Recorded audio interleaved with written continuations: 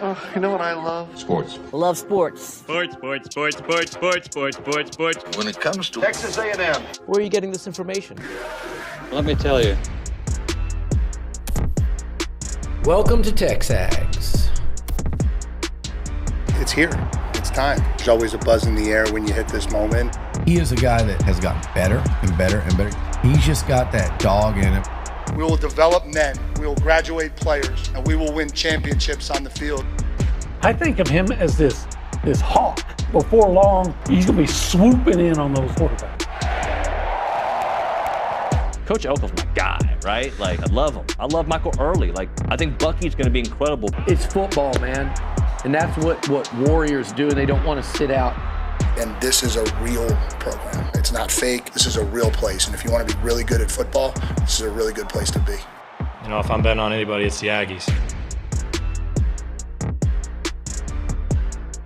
Howdy and good morning, everybody. Welcome to TexAgs Live, presented by David Gardner's Jewelers inside the Rollo Insurance Studios. It is Ryan Brauninger in the host chair. It's the B-Team version, not the B-Team show. That is Tuesdays, Wednesdays, and Thursdays from 4:15 to 5:45. Shameless plug. That is the B-Team, the actual show. This is just the B-Team version of TexAgs Live, presented by David Gardner's Jewelers, as I said, inside the Rollo Insurance Studios. We start every morning on this program with the velvety, yummy tones of the suave debonair from East Texas, Mr. Olin Buchanan. Can you be suave and debonair if you're from East Texas? You can be one of those two. But probably the second you can probably be both, but you can't be suave and debonair. Yeah, they can't pronounce those words. Anything French adjacent, they don't really appreciate. You guys kind of butt up against Louisiana a little bit over there. I'll leave that alone. Y'all butt up against a lot of stuff, from what I understand. It's a butt. A butt means you're to the edge. You know, you're a butt to something. So yeah, I guess we would be. This is the Go Hour. It is presented by the Warehouse at CC Creations. I will be in the host chair for the remainder of the week with David going to take care of some personal stuff. Don't worry, he'll be back on the weekend to bring you through this game on Saturday night, the Aggies in Mississippi State. A blackout of Kyle Field.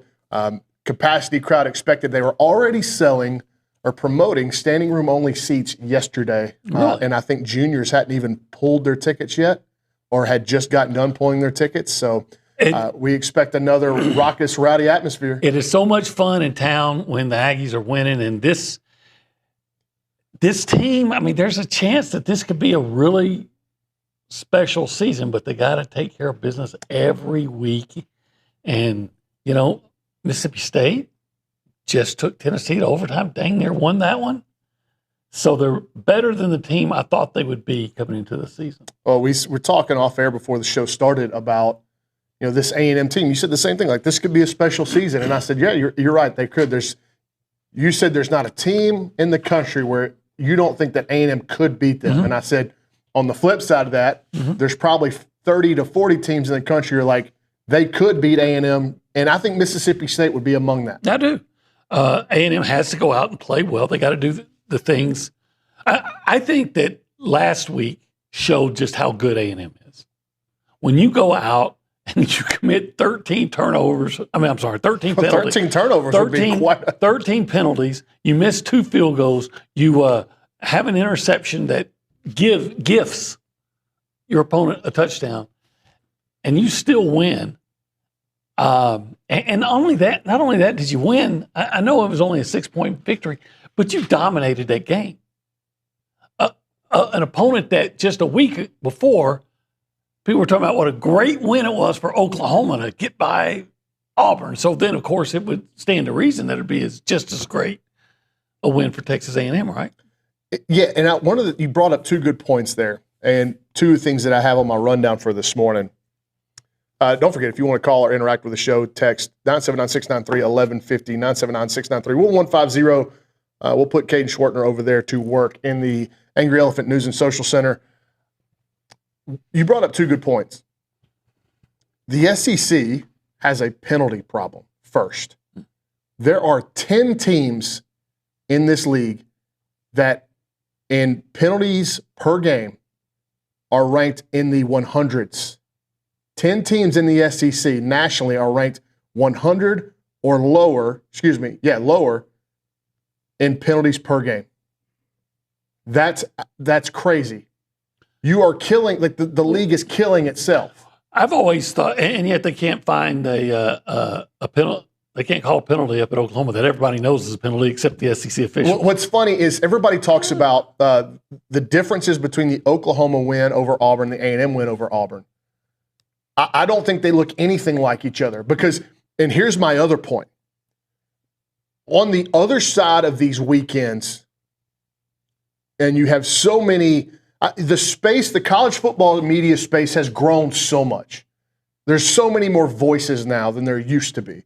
There used to be one call-in show, one radio show, and maybe Houston, Dallas, San Antonio, Austin. Those hubs dominated the college sports mouthpieces in the state of Texas. Now you've got so many. Everybody can set up and I'm not demeaning anybody or putting anybody down, but anybody can go set up a camera in their office and put a microphone, and they can have a reaction to A&M football or whatever, SEC football. Maybe I can do that. And so on the other side of these weekends, I start, because there's so many other options to intake, I have started to listen to more people talk about A&M football games and just want to hear the regional perspective. And the more of these people that I listen to, you can tell who watches the game and who's watching the scoreboard. Right, or looking at stats. Right. If you looked at the stats on the A&M game, by the way, they should have won about 31-10, 31-3. And if you watch the game, you're going to go, A&M dominated that game. It was one-way traffic for most of the game. Whereas when you watch that Oklahoma-Auburn game, like I did, that was much more of an even affair. The difference in the game is the Auburn punter, who's actually a good punter, drops a snap. It's not a bad snap. He just, I guess, takes his eye off it, drops it, and then he panics, and he gets tackled inside the 20. So he sets Oklahoma up with a short field, and I think they lost yards on first down, and that's when they got the hidden play. So it's something that happens maybe once a year, if that. Punter just drops a snap, and then a miseducated, adjudicated play that shouldn't have happened, and that was the difference in the Auburn-Oklahoma game. And you can never tell what's going to happen. But with that play, like I've been pretty adamant, that is supposed to be a 15-yard penalty and a loss of down. I didn't know it was a loss of down. Yeah, as well. So that's a huge. Yeah. Now, if they call that correctly, Oklahoma might not have even gotten a field goal out of that. Sure. It looks and completely different. And if they don't get a field goal, if you take that out, Auburn wins. And so if you look at the numbers. If you watch the game, I think we're saying the same thing here. Yes, we are. If you watch the game, A&M was a demolition of Auburn everywhere but the scoreboard. Right. Can't miss field goals. And Oklahoma played a much more even game at home against the Tigers. If you look at the numbers, I think Oklahoma and Auburn, the difference in yardage was about maybe 25, 30 yards. I got it somewhere. I mean, might have been a little bit more than that, but it wasn't dramatic. But if you look at the difference in the A&M game, it was almost 250 yards of offense was the difference. I mean, it's dramatic. The A&M, now, if you were going to be a detractor of A&M, so I'm not sold on them because I can't count on A&M not to get all these penalties. They've gotten 26 in the last two games, and so that's going to keep them from winning. I'm going to say, you know what, you might have a point. Exactly. Yeah. But nobody's arguing against that. But I'm going to wonder if Mike Elko is going to be able to figure that out. On Saturday night at Kyle Field, Texas A&M is 133rd. So that you don't want to be very high on this list. You don't want a big number next to your name. 133 in the country in penalties. You know who's right ahead of them? Mississippi State. I'll say this about SEC officiating. Go ahead. I'm glad. I want them to call. A&M, historically, I've watched holding, and they don't call the egregious holding. I mean, I've seen guys tackled. I actually saw Myles Garrett tackled. He was the poster child. Not held. I mean, literally tackled in front of, with the official not 10 yards away, and it doesn't get called. So I'm incredulous that in that game We're using big words this morning. Yeah, we are. I was confused in that game. I'm going to try to do this with only using one syllable words. I already just messed it up with syllables.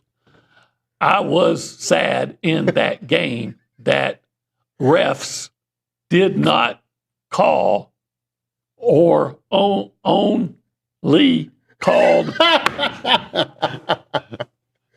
They called, challenging for our East and Southeast Texas brains. They made calls that they should not have. I lost your point in your attempt to only do one. Anyway, I just don't understand where it's gotten with SEC officiating when I've seen them, and it's not just A&M, and it's not just it's not at A&M. People all over the conference will complain about SEC officiating. How many times we've seen blatant holds just ignored, and then you get in some games and some of the most. I still don't know if Albert Regis actually ran into the punter. Did he actually make contact? That one, and I didn't understand the 15-yard penalty. Like, it was kind of the momentum of the play where Albert, I didn't think that was an egregious, he body slammed the kid, but whatever. Like, but my thing is, it ruins any type of flow and rhythm that you have in a game. And I don't know what has, to me, there had to have been something at the league meetings where they talked about this with the officials, like we've got to be more strict with some of this stuff, because for you to have 10 teams in the league that are 100th in the country or below in penalties per game, that says something that there's a league-wide, something going on league-wide here. And I think Texas is right outside I think Texas is like 98. So there has to be something going on. There had to have been some sort of mandate from the league office that they're going to call these games a little bit tighter. And what's funny is on the A&M's biggest play of the season so far, a pretty egregious hold goes uncalled. Yeah, it's pretty wild. Now I think I saw a video and they're showing the official and he just happens to not. You can see where he's looking this way, so just happened to not. But you know what? The way I look at that is, A&M's gotten the short end of so many calls. I'm not going to apologize when they finally got one go their way. I had a theory on one of our B team episodes about officiating, and I think because of there's so much happening on the ground for these officials to be looking at, it happens so fast. I would like an official, not a replay official, hear me out. I think they could have an official sitting up in a booth and watching the game and can buzz down when he sees something blatantly obvious in a play. And that buzzer triggers a flag, and then he just communicates via microphone, yeah, I've got a pretty egregious hold here on the left guard, whatever it is. Because I just think, like, one more set of eyes at a different angle, not field level, could better encapsulate what's happening in a play and give you a cleaner look at the whole thing. Because where you're sitting at games, with the TV angles that we get, we see a lot of these holdings against Myles Garrett that could be missed at field level. Because as you said, like, there's one set of eyes on the offensive line from that angle, right? It's the guy that spots the ball then runs out.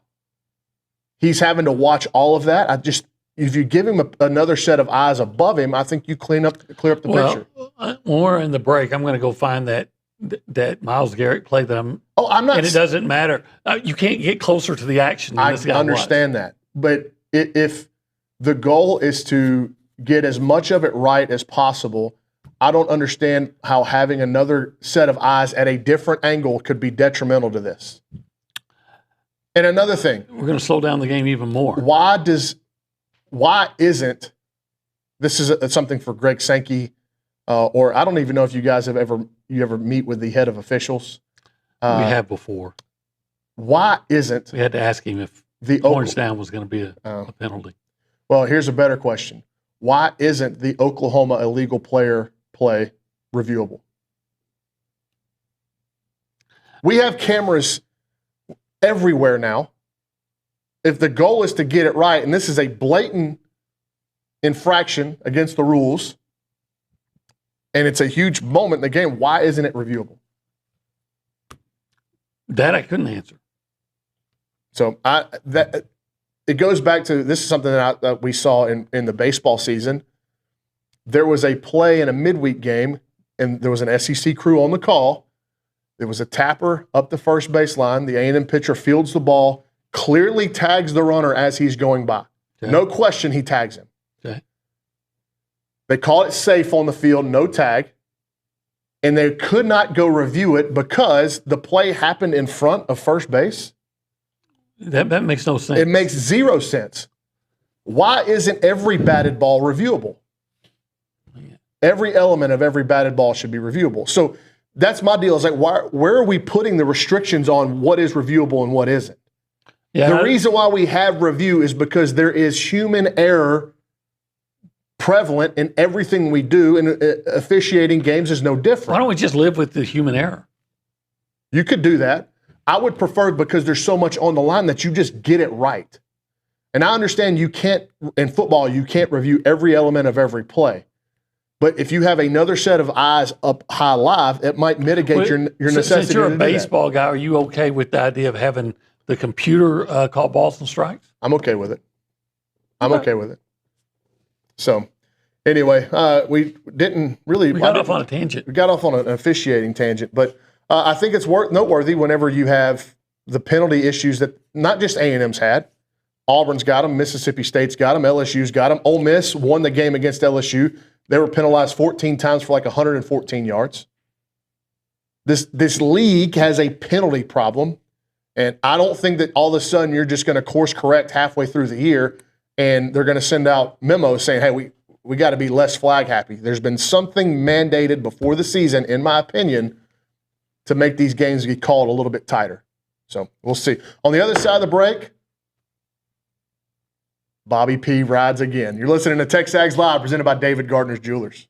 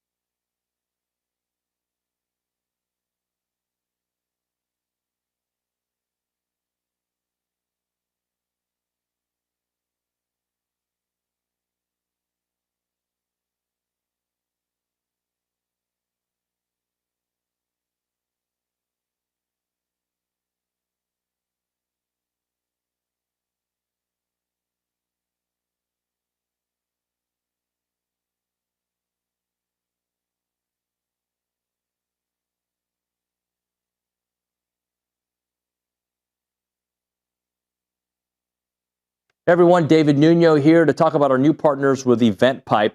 EventPipe is a leader in hotel booking technology, and they're giving you a chance to support Aggie student athletes every time that you travel. And thanks to their partnership between Texas Aggies United and EventPipe, whether you're heading to the game or a business trip or a family vacation, every room that you book helps them put cash back in the pockets of Aggie athletes everywhere. So with EventPipe, you'll get discounted hotel rates up to 20% lower than the major travel sites while enjoying a fast, easy booking process. And by the way, they've created this awesome product called Presto that is EventPipe's quick launch booking solution. It lets organizations build branded hotel sites powered by live hotel inventory, making it simple to book the perfect stay. So I want you guys to book your next trip the smart way through EventPipe and support Texas Aggies NIL and Texas Aggies United. What you need to do is visit partners.eventpipe.com/Texas Aggies United. Go check out our good friends at EventPipe.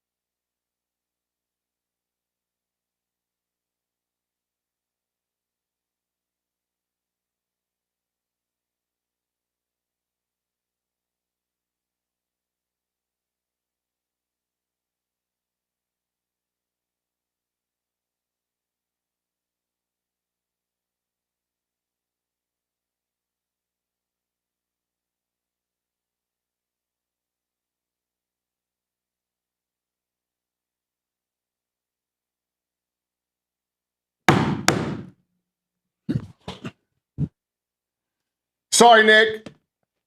I got a little carried away. I like Hotel California by the Eagles. Big Eagles guy? I like some of their stuff. That sounds like you have an opinion you don't want to say out loud because you're scared that people might get offended. Look, first of all, they got an East Texas guy who was a prominent member. I didn't know that. Don Henley from Linden Kildare High School up there around Texarkana. Okay. Between Jefferson and Texarkana. Yeah. I liked songs like Take It Easy and Lion Eyes. You can't hide those lion eyes. Can't hide them. My dad was in an old man band. I think I've told you this before, and they covered a lot of Eagles stuff. There's videos of him on the internet and on YouTube. You can He find looked like him. Glenn Fry. No, my dad looks like a bigger version of me, if you can imagine that. And he's got, I don't have much hair. He's got he got a cul-de-sac. Okay. But he's been rocking it for a long time. All right. Okay. My dad's the greatest man in my life. No question about it. If I'm half the man and father that he was, I'll be doing okay. But he ain't cool. I don't know if he's in a band. That's pretty cool. He is pretty cool. He's pretty cool. It's funny, and I'm sure Quinn, as he gets older, will say similar things. But he ain't doing it now. Right. When he gets to be about 25, 26, that's when I realized, oh, my dad is actually really smart. All this stuff that I did not agree with, and I thought he was so lame for saying for the last 10 years, now I'm finding that as I experience real life and have to make real grown man decisions, the stuff he was saying was spot on. I remember one time telling Quinn, says, son, the time's going to come when you're going to think I don't know anything. And everything I tell you, you're going to think is all BS. That's happening right now. And he said, yeah, Dad, we're there. Yes, that's happening right now.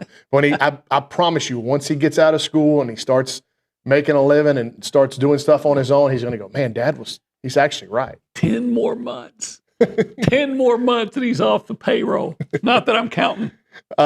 We are going to, let's read a text. At the Angry Elephant News and Social Center, Caden Schwartner got a text in on the Buppy's Catering and Bartending Hotline. Didn't like one of my takes, and I'm here to wear it. Yeah, John, pretty fiery text. He says, Bronny, are you insane? There is holding on every play. You literally just said too many flags. If you have a ref in the sky, the penalties will double. Dumbest thing you've ever suggested, and that's a long list. That is a long list. I don't think it would double because he said you said egregious. It's just an extra set of eyes from a different angle. But I will say you were complaining about how it interrupts the flow of the game. Sure. And so that would contribute to interrupting the flow of the game. We did not introduce the crew. That's Caden Schwartner. I did kind of introduce him. Sidney Clevenger's in here helping us out. Thank you, Sid. And then behind the camera, pulling the strings, is Nick Savage. Nicholas, good morning. Are you good morning. Pro or anti one more set of eyes on SEC? Well, I remember we talked about this on the B team one time, and I kind of agree with that texture. That was my point as well, that I feel like if you have that set of eyes, and OB, you kind of made that point as well, you're going to slow the game down. You're going to get a stoppage every single time. And I know you qualified it by egregious, but, where does that line get drawn? So yeah, I think egregious would be different for whoever, that word can be interpreted. Yeah. My solution has always been simple. Pay them more and grade them, make their grades public. And look, coaches get fired in season now. The guy that missed the call OU, I fire those guys. Yeah. I mean, if coaches are getting fired in the middle of the season, I understand your point there.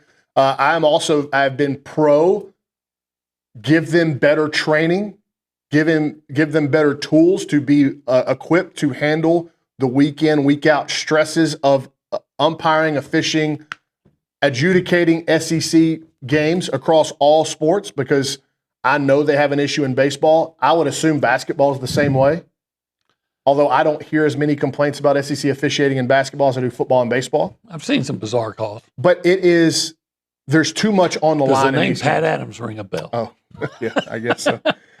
But there's too much on the line for these games have got to be just right. And if you go back and you look through all these penalties in SEC football games and they're legitimate every single time, then what can you complain about? They're calling the game as they see it. I've always said that they should rate the officials' performance in each game, post it on the SEC website, and then you get that flip card at a game.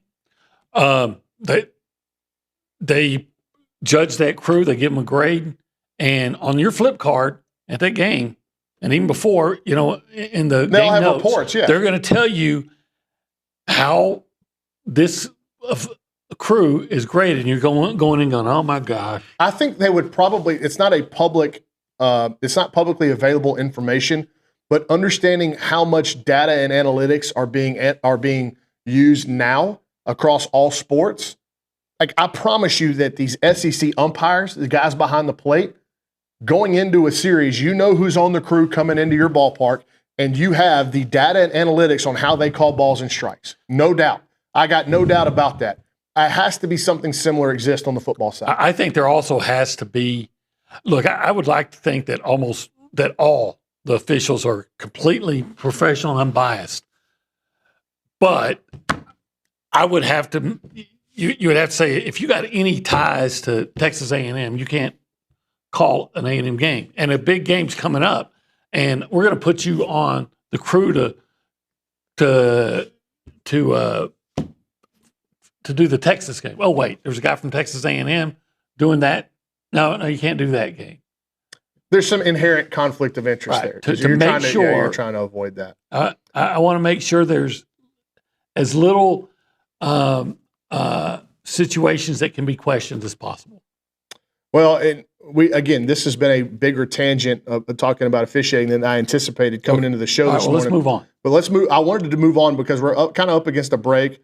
So I do want to talk about what happened in Fayetteville. We got to get your take on that because from what I understand, y'all haven't broken that down too much, and I think it is hilarity has ensued, and the split opinion of what's happened in the last 48 hours in Fayetteville, based off what I've been able to read and intake via the internet, I've cackled openly, like loudly reading my phone a couple of times because I can't believe that guy is back running that program. So when we come back, we'll talk about what's going on in Arkansas with Bobby Petrino stepping in as the head coach, and we'll look ahead.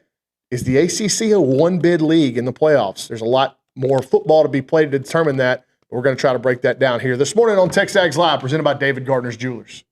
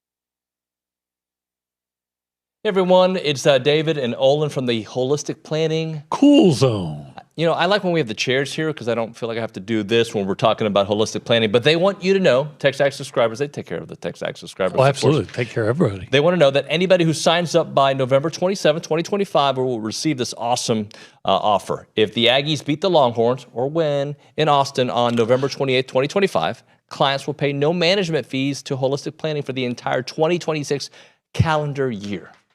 That's free. It's free 99. Actually, just free. All you got to do is beat Texas. Well, it's not if they beat Texas. It's when they beat Texas. When. And when you go to holisticplanning.com, you're going to love Holistic Planning. So it is holisticplanning.com. Check out the website and take advantage of this awesome offer.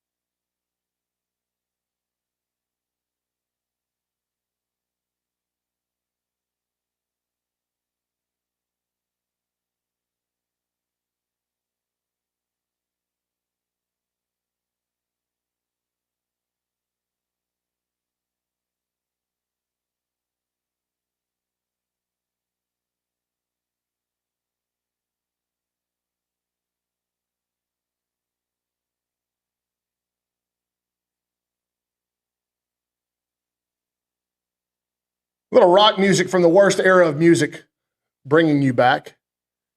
The 80s were the worst.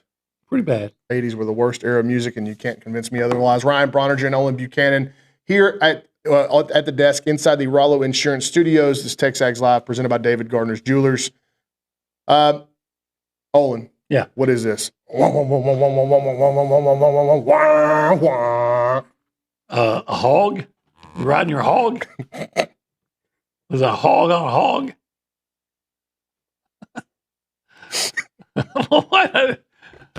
A hog is another name for a Harley. And it's another name for a Razorback. So a hog on a hog. You know, I know you're going to talk about Bobby Petrino and the whole coaching cycle, but he gave a new meaning to the coaching cycle. I think it's good. I think it makes sense for Bobby Petrino to be the head coach at Arkansas. If I was at Arkansas, I'd be glad that he's my coach because they had some success with him. And not only did they have success, is he a good football coach? They had success with him, but he's the kind of guy who will support the other sports. I hear he likes volleyball a lot. Nick, I should have known. Her volleyball players, at least. Hey, look, Bobby came down here and did a fabulous job as the offensive coordinator. I don't think he actually did anything, but he got to sit here and collect a paycheck and call Jimbo's offense. I wanted him to do more.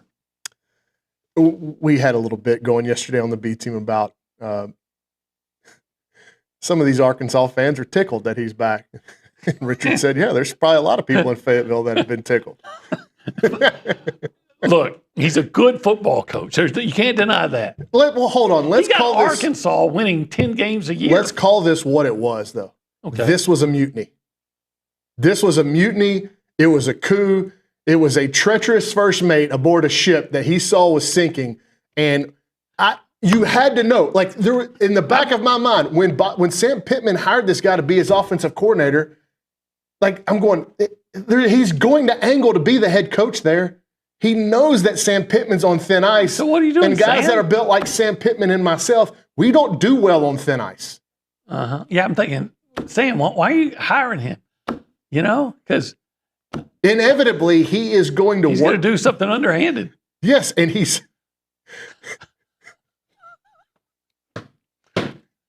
What did I say? He just this feels like the direction that this was going for a long time. Yes. And I don't know anything. This is purely speculative. It would not surprise me if he had been sending text about his plan ahead of time. He did that when he was at Auburn. And he was trying to snake the job from Tommy Tuberville, Senator Tuberville. I do not remember that. Yeah, he actually that was a huge story. It got blown out. He was Tuberville's offensive coordinator and was working behind the scenes with boosters to take over the job. And then it came out. So, you know, I think that led him to Louisville. Well, look what he's done to Louisville twice. And look what he did to the Atlanta Falcons. Well, the Atlanta Falcons, you know, he left before the season was over. But he had some good runs in Louisville. But what I'm saying is he has had a good run in Arkansas. He has a history of until he ran off the road. Do you think that's what really happened? I wasn't there. Okay. I'm just glad nobody got hurt bad other than, you know, the neck brace. We talked about it yesterday. It is the most memed college football photo of all time. It really is. Like, do you know the photo that we're referencing? Yes, and like, of course I do. how old are you? 19. 19. So in 2010, you were? Young. 4. 4, okay. Did I read that they had Bobby Petrino last week come into the stadium on a motorcycle? No way. I think so. No. I think there was something to I think there was something to that. Look that up. Yeah, That's got to be. I think you got Facebook. No, I think he did. And you know what? He drove that motorcycle as straight and narrow as you can. Hey, look, all kidding aside, Bobby has paid his penance. I mean, I think when you make a mistake, yeah, you deserve to get made fun of forever. But at what point, I mean, he's been a head coach at Western Kentucky, at Louisville, and with no trouble. You know, he came here, he was fine. So Bobby, he got fired. He had public embarrassment.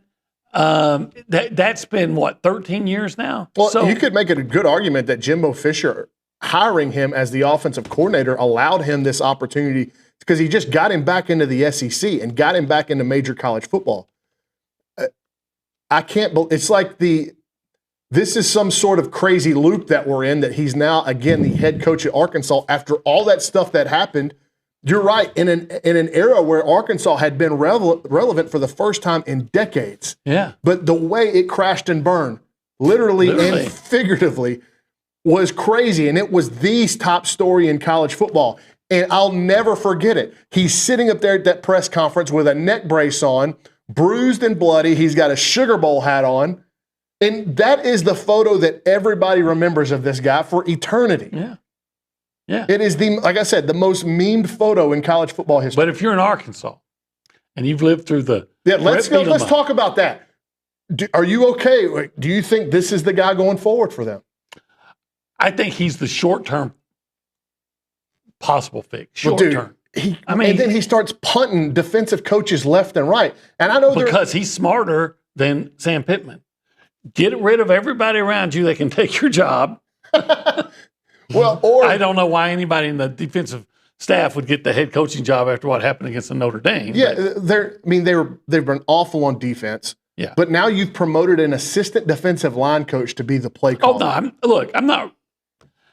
But you know what he's done is he's eliminating liability here. Yeah. If this thing goes completely off the rails and they don't win another game the rest of the year, which they may not, he can go, well, look, I had to come in here and I'm trying to do things my way.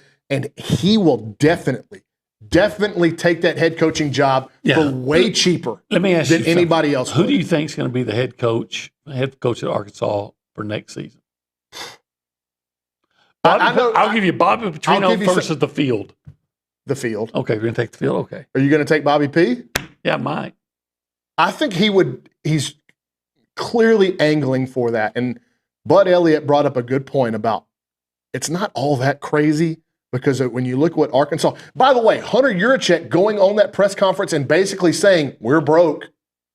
We are broke. And he set up some big hurdles for John Calipari that he can probably overcome. He set up hurdles for Dave Van Horn that he could probably overcome. But why would your AD go out and say such a thing? You're not going to attract some big-time candidate if you're going, we just can't compete at the top levels of this league and our football budget with what it is right now. I thought that was a crazy sentiment from the AD. Now, if you hire Petrino at half the cost of what it would take to get some of these other head coaches, and you save some money, the margins are there. You save some margins there. I don't know that you're going to get Bobby for half. He likes money. But you probably can get him for less than you would. I don't know who's out there. Who wants to be the head coach at Arkansas? I can tell you who some names I would call and talk to the job about. Rhett Lashley would be one. I don't know if you could get him to move out of Dallas. I think he's got a pretty good gig right now at SMU. You talk about finances. They've set themselves up very, very well. I would call, and this is a name that I think it will surface for at Oklahoma State. I don't know that it would move the needle for people in Stillwater or Fayetteville, but I think he's a really good coach, and he coached here earlier this year, Bronco Mendenhall. Okay. I don't know that he's at the point in his life if he wants to get out of Utah. Well, he was in Virginia for a little bit, then went back to Utah. And they're scoring points like crazy. I mean, they scored points here. They scored points against Vanderbilt, and we're in that game in Nashville for a little bit. A lot of folks think he's a really good coach. The guy whose stock is skyrocketing right now in this region is G.J. Kinney at Texas State. Jeff Traylor at UTSA. I think Jeff Traylor would take that job. Okay. I think if Jeff Traylor is going to move out of San Antonio, he needs to do it pretty quick. I think he's kind of come to it's kind of at a crossroads there for him that he needs to either get out and move up or needs to be the long-term forever guy. Well, I think if Arkansas is, willing to take former coaches, then I personally believe they should, go get Morris again. At least until they play A&M. Where's Chad Morris? Is he back at Allen High School still? He may be at high school. I don't know. But anyway, sorry, Arkansas, that you're going through that. But I hope it continues at least through the end of October. Chad Morris is the wide receivers and passing game coordinator at Texas State. Texas State under G.J. Kinney. So, Interesting So maybe he'll times. go back with GJ when they hire GJ at Arkansas. You think they'd roll out the red carpet for Coach Morris there? Interesting times in Fayetteville, and then we'll see what happens in Gainesville this week. Something that's very rarely said. Interesting times in Fayetteville. And we'll see what happens in Gainesville because Billy Napier is not all of a sudden got off the hot seat just because they're on a bye. Yeah, who's next? There's 3 coaches already fired. Who's next? And it might be Napier. But our friend Josh Pate, he thinks the Gators pull the upset this weekend. I thought there's people wearing maroon and white. That would be really excited to see the Gators coming in here on a high after beating Texas. Longhorns only a 6.5-point favorite. And really good point to further Josh Pate's discussion on this game. What would Florida's record be with Texas' schedule? What would Texas' record be with Florida's schedule up to this point? Something to think about. All right, we come back on the other side of the break. We'll close the Go Hour. You're listening to TexAgs Live, presented by David Gardner's Jewelers.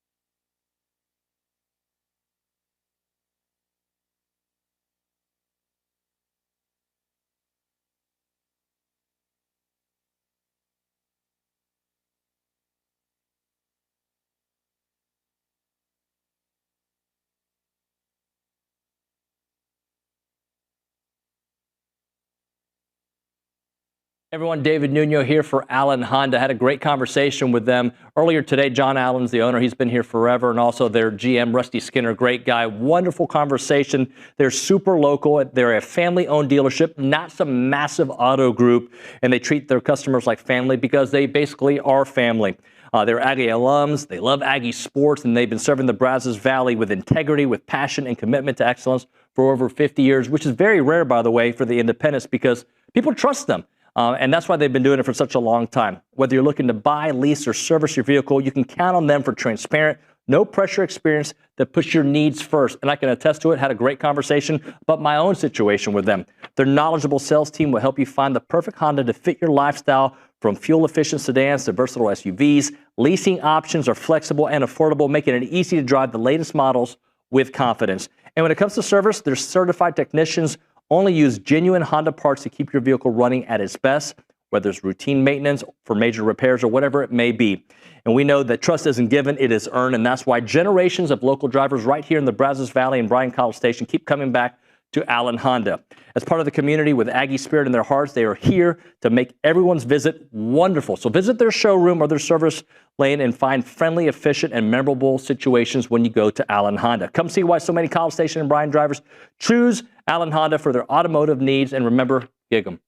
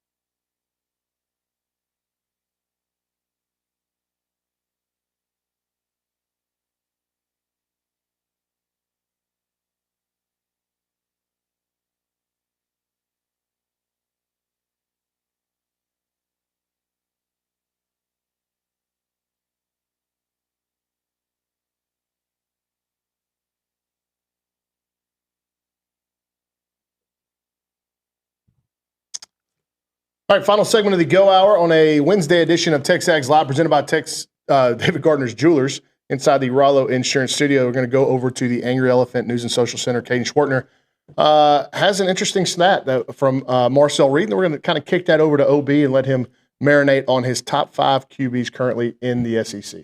Yeah, in the win over Auburn over the weekend, Marcel Reed hit 4,000 career total yards, 3,314 passing yards, and 25 touchdowns through the air, as well as 711 rushing yards and 9 rushing touchdowns.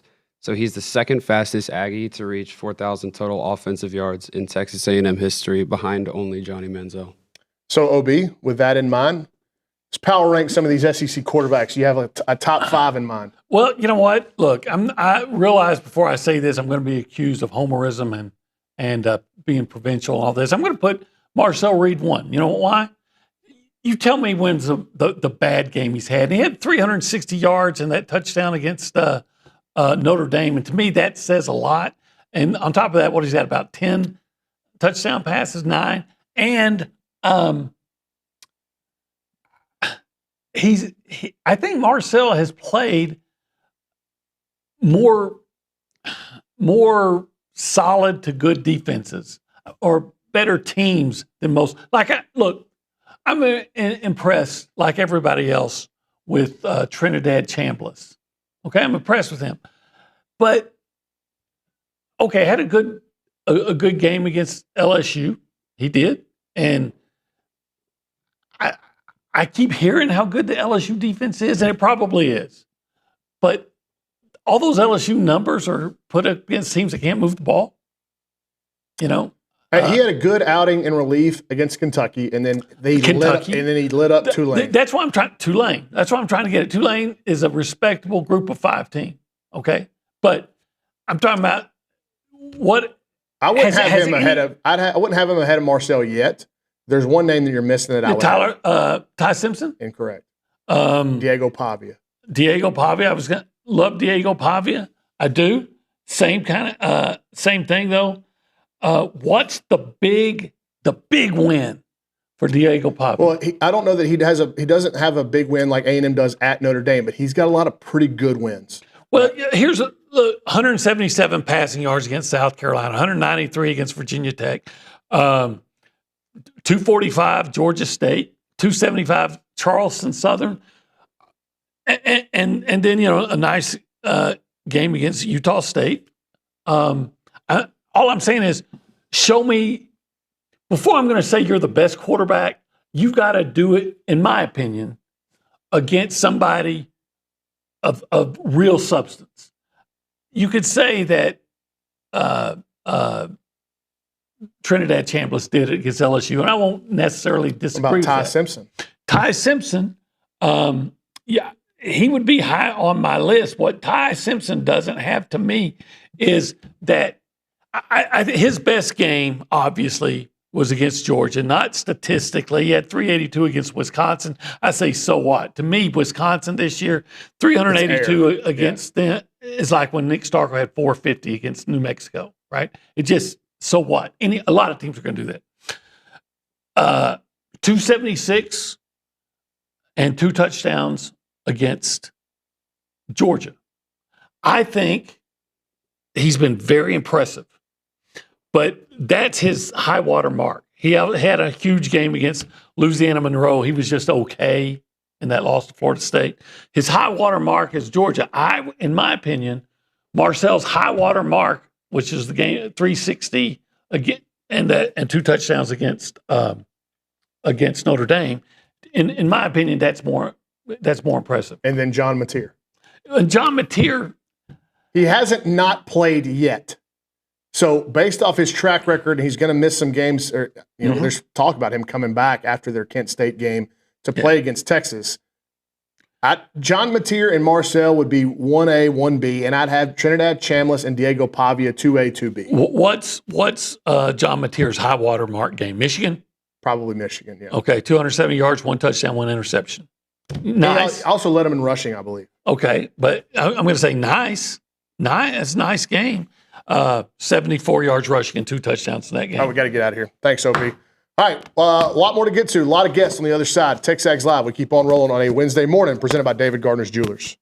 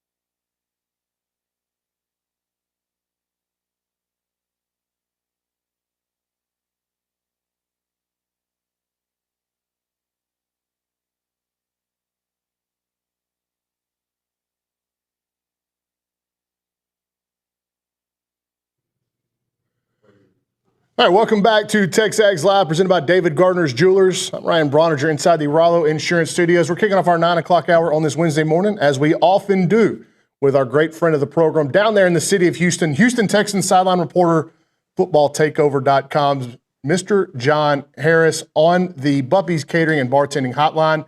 John, good morning. It's good to talk to you after a win and solid offensive showing by the Texans.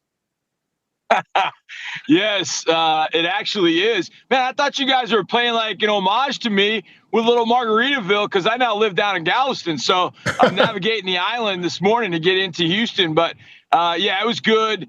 It was a good weekend all around. for the Texans to finally get some offensive football going. I know Aggies fans that are Texans fans are like, damn it, man, I want to see some offensive football. And finally, by the fourth quarter, we kind of broke. Well, at the end of the third quarter, we kind of broke through. And I think, that's the thing that happens at this part of the season, probably a little earlier for college football, but, about now for, the NFL, you start finding what your identity is. You start finding who your dudes are, and you start finding who aren't your dudes. And you can kind of hone in on that and then kind of tailor things around that. And look, Woody Marks a rookie. Jaden Hagan's a rookie. Ariante Ursary a rookie. Guys that you're still trying to learn how they tick, basically. They finally found, okay, I think this is what we got. This is what we're going to rely on, and this is what we're going with. And now you can make all your adjustments and move forward and take on a Baltimore team that's pretty banged up right now. But Baltimore's a place we've never won, but still excited about going up there. Yeah, long season, obviously. But do you think that there's a little bit heightened sense of urgency, John, because the AFC South all of a sudden looks like a really stout division with Jacksonville and Indianapolis, two of the bigger stories in the NFL right now? Yeah, I do think there is a sense of urgency. I don't know how much it has to do with Indianapolis and Jacksonville as much as it is. And D'Amico says this all the time. He goes, I worry about us and making sure that we're ready to go. I think D'Amico is more about the challenge of playing up to our level, up to our standard, week in and week out. And, if the opponent happens to be the Indianapolis Colts, great. If it happens to be the Buffalo Bills, fantastic. If we're playing the Carolina Panthers, same standard every time that we go out on that field. I think, for a lot of Texas fans and, a lot of people that follow the Texans, I think they look at it and go, well, good, finally. We got this division that's going to have some competitive ball games. But I'll tell you this, Jacksonville comes to Houston, I think it's week 10. I think it's week 10, week 11, week 10. And I guarantee you there will be one focused and fired up football team to take on the Jacksonville Jaguars. I can promise you that. But that's down the road. We got to take care of our business. All of it means nothing if we don't take care of our business. And it starts this weekend against Baltimore. And look, I never thought you'll be at best 2-3 going into the bye. But if we can finish these last 2 weeks, find our offense, and find out what it can be, go compete at Seattle on a Monday night, which is going to be rough. But then you got 3 straight home games against teams that are good, but it's the Niners, the Broncos, and the Jaguars. And you get 3 of them in a row. You can get comfy at home for a whole month, and you win those 3 in a row, combined with maybe splitting with Baltimore and Seattle. And look, you're right where you want to be down the stretch with a schedule that features a lot of home games the rest of the year. Well, John, we're going to turn the page and talk about the Aggies in just a second, but I did want to ask you, because you see it closer than anybody, especially anybody that we're going to have on this show. Is this kind of the expected arc of first-time offensive coordinator, still relatively young, especially by age, quarterback? And then you mentioned Ursary on the offensive line. I think Woody Marks is a great play, got a potential star for Houston. I hope the Texans keep him around for a while. But just through your lens, is this kind of the expected arc with, like I said, a new offensive coordinator, first-time play caller, and a relatively young quarterback? Yeah, I think so, but it's got to be, I don't know the right way of saying this. You can't think that you are the smartest guy in the room. You got to be able to listen to your players. You got to be able to listen to your staff, and you've got to be able to take all that information in, filter out what okay, that's just noise, but okay, these ideas, I think I like these. And I think Nick Kaylee is like that. I saw him in the hallway the other day. We stopped and chatted for a little while. And he's gregarious. He's outgoing. He's really excitable. And I think that sort of rubbed off on the offense a little bit because they're a bunch of low-key guys. So I think they need a little bit of energy from time to time. But I think finding what works for this team for this year, knowing what you have, Nick Kaylee's got a lot in the repertoire. He's got Patriots background. He's got Rams background. So there's a lot to pull from. But he's got to find out from those 2 systems what makes up his system. And I think he's starting to find his sea legs now. But this group needed some confidence. They needed to put the ball in the end zone. And hopefully by doing that in the fourth quarter the other day, they'll be able to do that going forward a little bit more. All right, we'll turn our attention to Texas A&M now, John. There's not many guys in the professional football realm that I've spoken to that are as big of an advocate of Mike Elko as you are. On Saturday, the Aggies beat Auburn 16-10, and I know you love when Mike Elko's his blitz packages, the way he sets his defense up.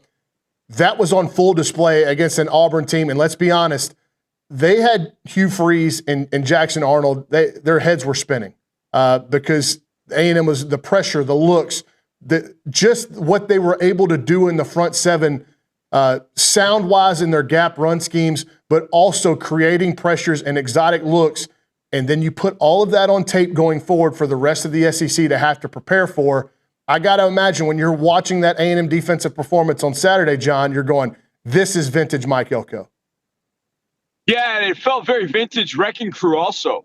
It felt very much like the crowd fed off of every time they got back to Jackson Arnold. And like you said, let's be honest, Jackson Arnold at the helm of that offense that features Cam Coleman and Eric Singleton, it's kind of like putting SpongeBob in front of a Lamborghini.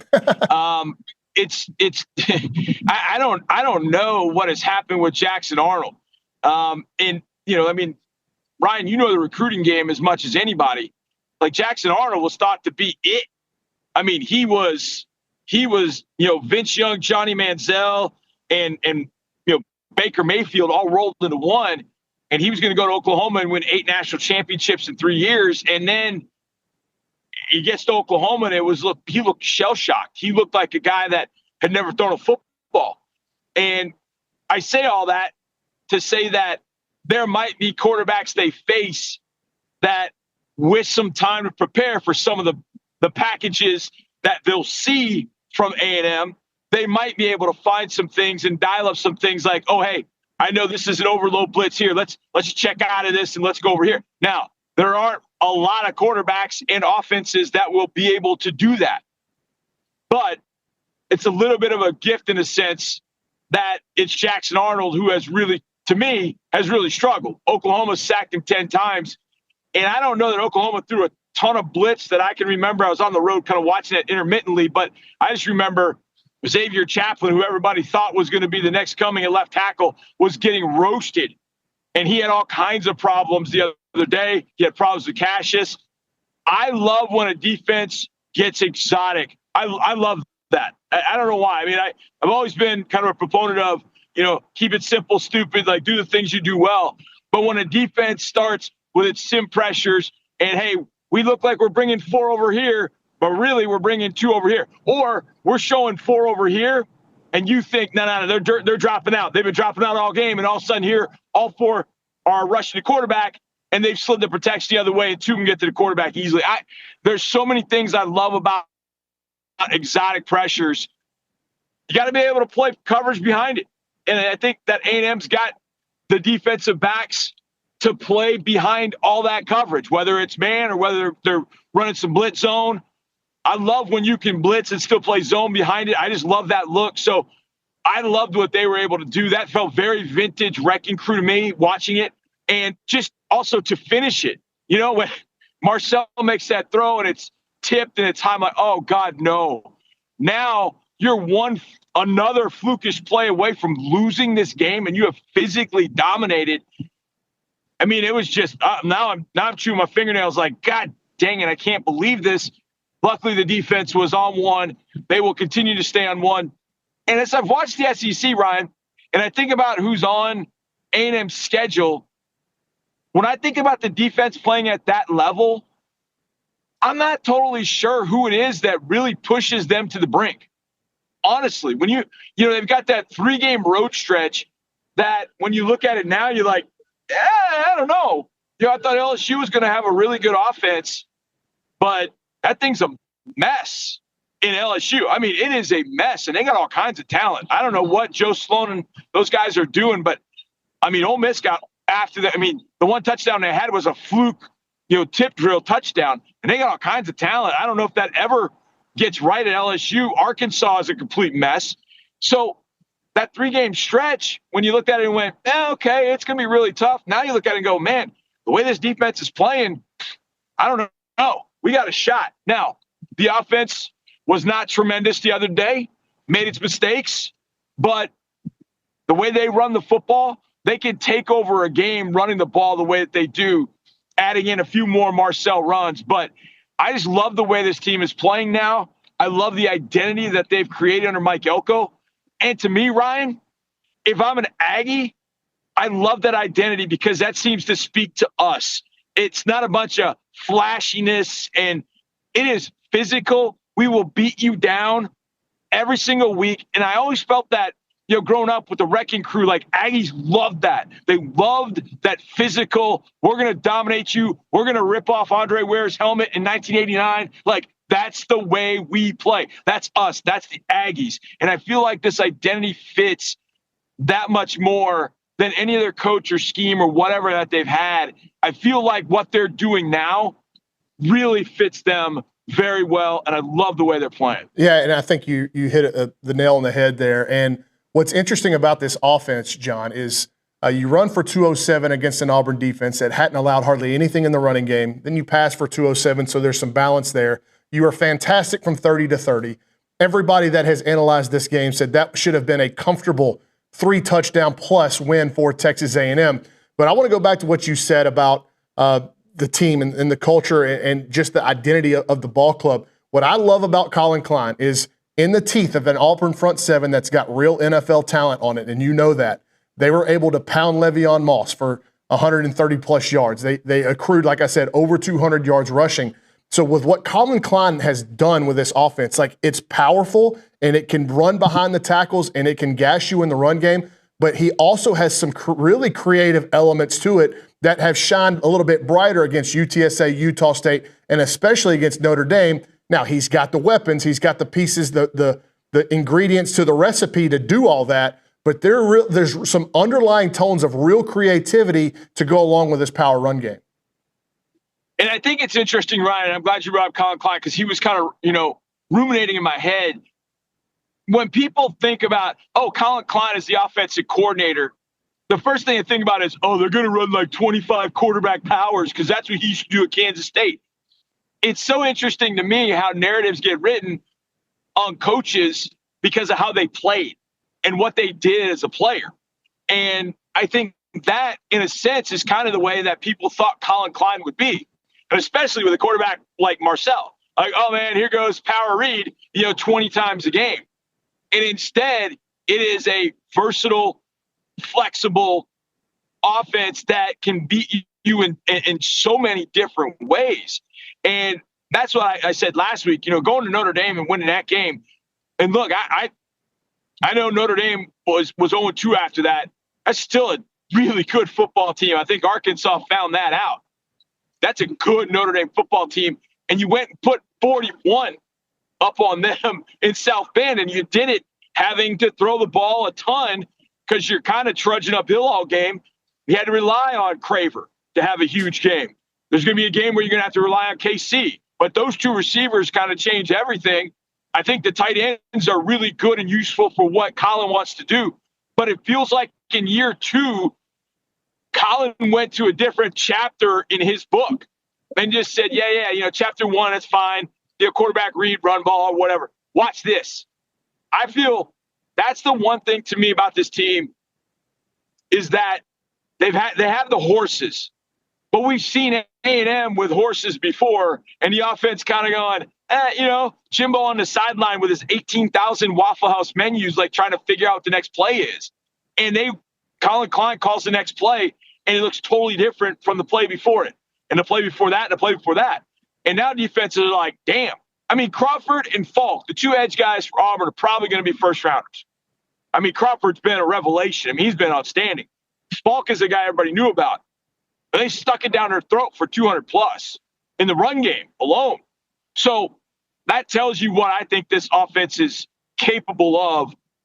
And what's going to be, to me, what we've already seen from Colin Klein gets me excited because he's sitting on some things for LSU, for Texas. He's sitting on some things that he hasn't and won't show, but they're counters from what they're already doing. They might be successful with this play, but here's the counter or two that you can run off of it, and he's saving it. And I think that's, to me, when this offense goes to an even higher level. I mean, look, it's a tough team to play already because the offensive line is so damn good and the receivers are almost uncoverable. But the backs, I mean, hand it to any one of about 9,000 guys, and you're going to be successful in the run game as well. Now, you know as well as I do, Ryan, you cannot predict injuries. You don't know when they're going to happen. So health permitting, there are levels that this offense can get to as long as key guys stay healthy the remainder of the year. John, appreciate your time. Be careful getting into work, and go get us a W in Baltimore this weekend, huh? Yeah, man, it'll be the first time ever. So we got to go to M&T and get a win, man. Appreciate it, Ryan. Take care, brother. All right, that's John Harris from the Houston Texans, sideline reporter and footballtakeover.com. When we come back, we'll go back out to the Buppy's Catering and Bartending Hotline and talk to an old friend of mine and a great friend of ours. Mr. Max Wright joins the program. Stay tuned on TexAgs Live, presented by David Gardner's Jewelers.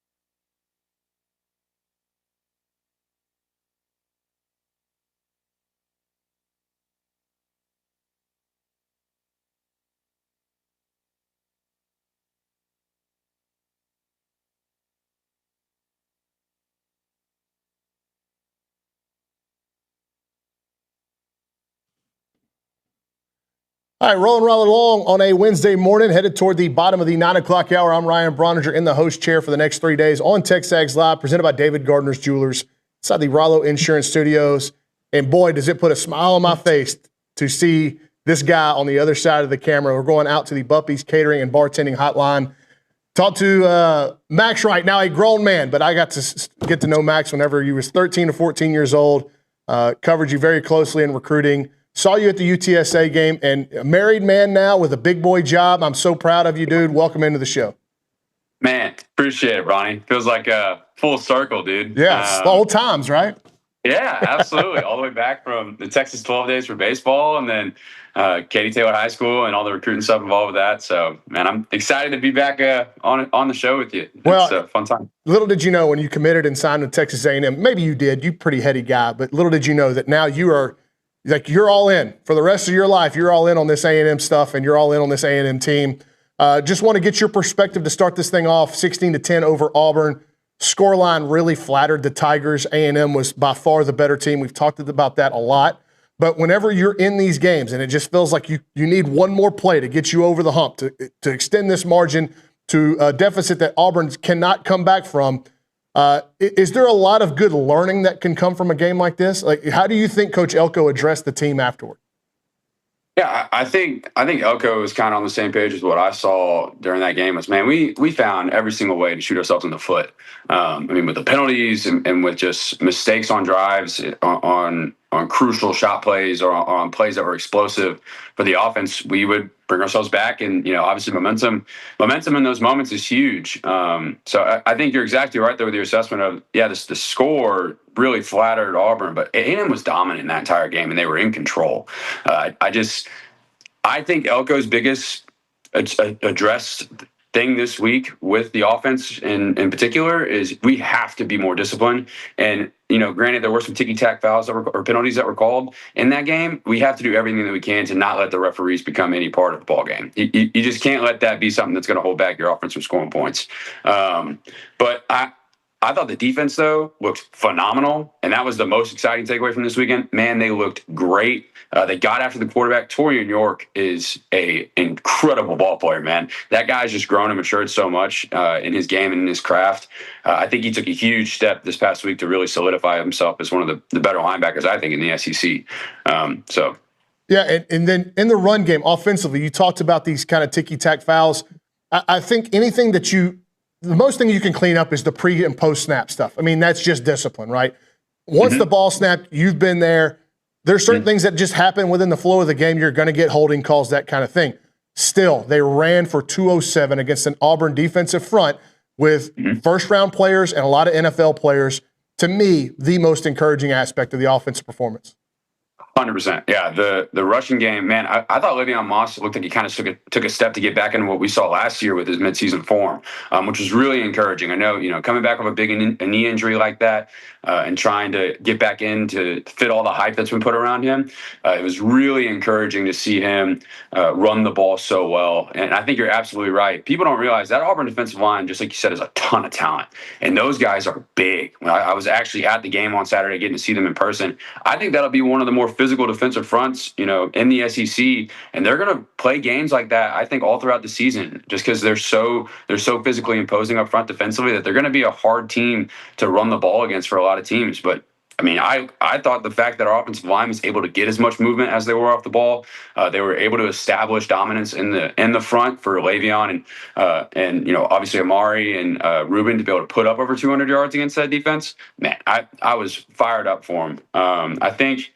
Just like you said, though, the big thing moving forward is this consistency with the running game. This needs to be established every single week we go in and establish the run, and then from there build on our offense to be dynamic. But let that be the centerpiece. That needs to be the centerpiece of this offense. Yeah, you mentioned the offensive line. I also thought your former position was fantastic in the run game. And when you watch Colin Klein's offense through your lens, how important are these tight ends on the edge of the line of scrimmage? Because if you look at where some of Le'Veon's big runs come from, that kind of D-gap / bounce out were big for a couple of them.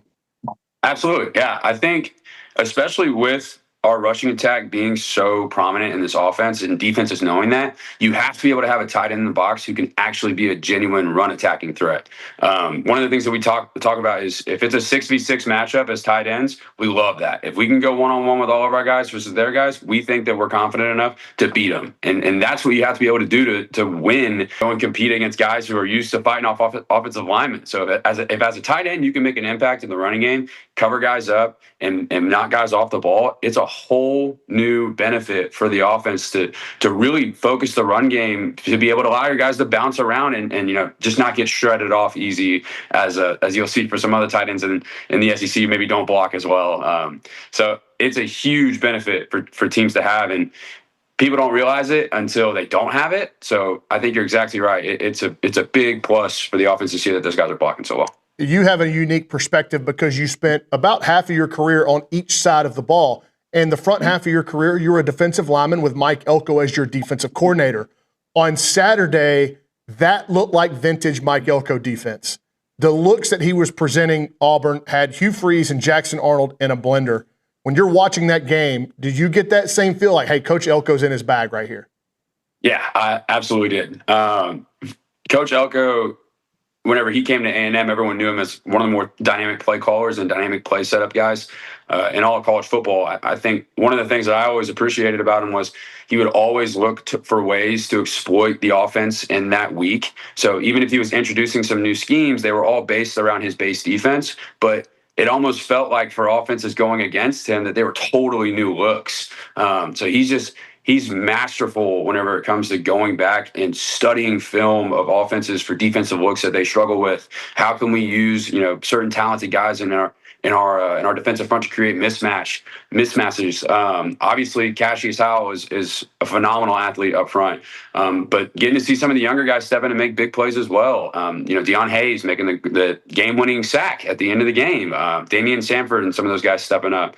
I think where we see Coach Elko thrive is when he's able to eliminate gains on the first early downs and get into those third and long situations, because that's whenever he can bring those dynamic looks that are really hard that quarterbacks haven't seen or haven't prepped for all week. And unless you're playing against a really high-level quarterback, it's going to be difficult for guys to get comfortable. So looking forward to this next week too. We're playing against a really experienced quarterback in Blake Shapen. Fifth-year guy who's been playing a lot of football. We have to be able to establish those early down success so that Elko can throw those things at Shapen and limit his ability to command the offense for Mississippi State. Yeah, Heading into this weekend, blackout. Kyle Field already selling standing room only tickets. This is a Mississippi State offensive line that we know is without one offensive tackle. They may be without another one. How big of a factor can the 12th man play this weekend? Oh, man, it's everything. I think especially the environment that can be created in Kyle. I tell people this all the time. People don't understand.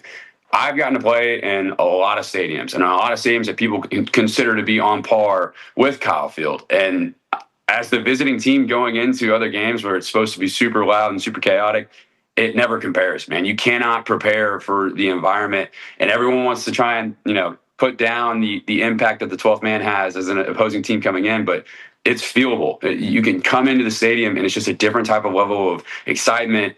The noise is different. You can't prep for that during game week, during practice week. So I think that this weekend, especially against a Mississippi State team that is having success, they're a good ball club. They've got some really good talent on both sides of the ball.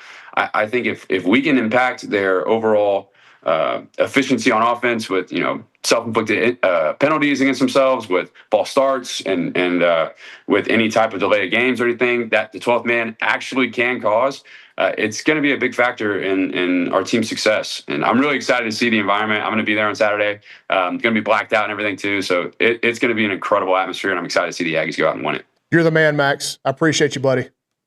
Thanks, Ryan. Good talking with you, man. All right, man. On the other side of the break, we'll get some insight to maybe these Mississippi State injuries and the Bulldogs' preparation coming into this weekend. We're going to talk to Brian Hadad, Mississippi State insider, as we continue right along on a Wednesday morning. TexAgs Live, presented by David Gardner's Jewelers.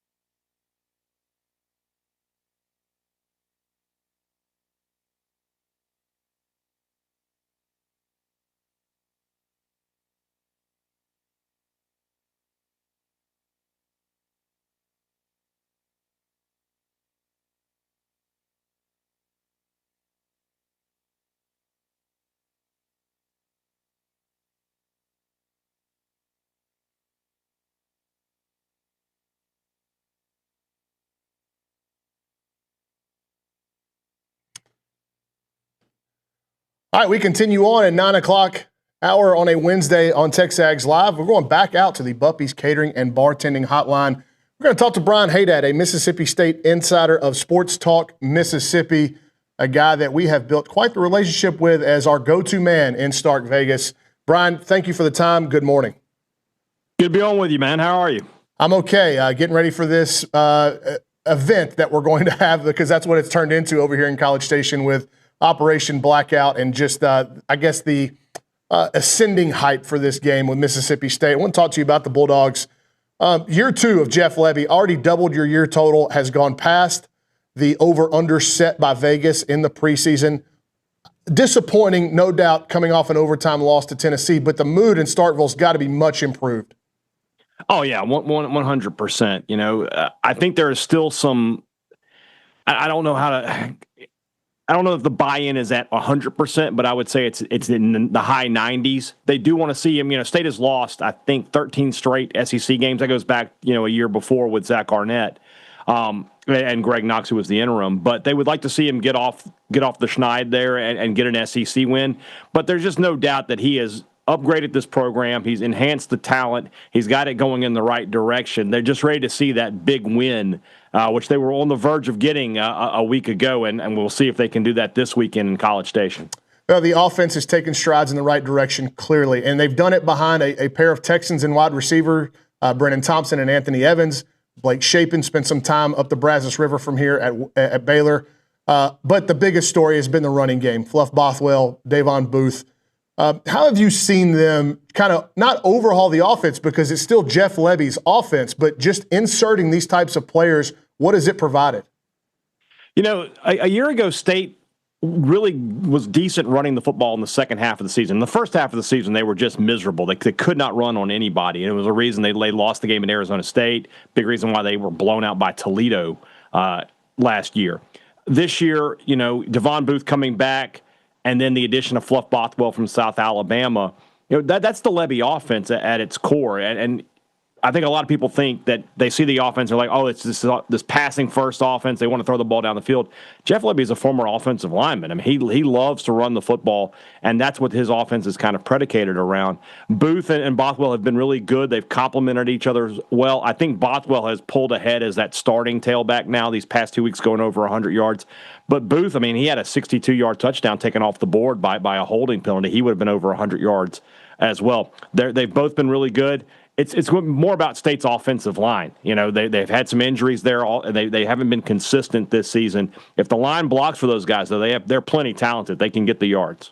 Okay, so as you're examining this game on your end, Mississippi State comes to town as 14.5-point underdogs, no pun intended. But how do those underdogs have success? Like, what is their path to success on Saturday against the Aggies?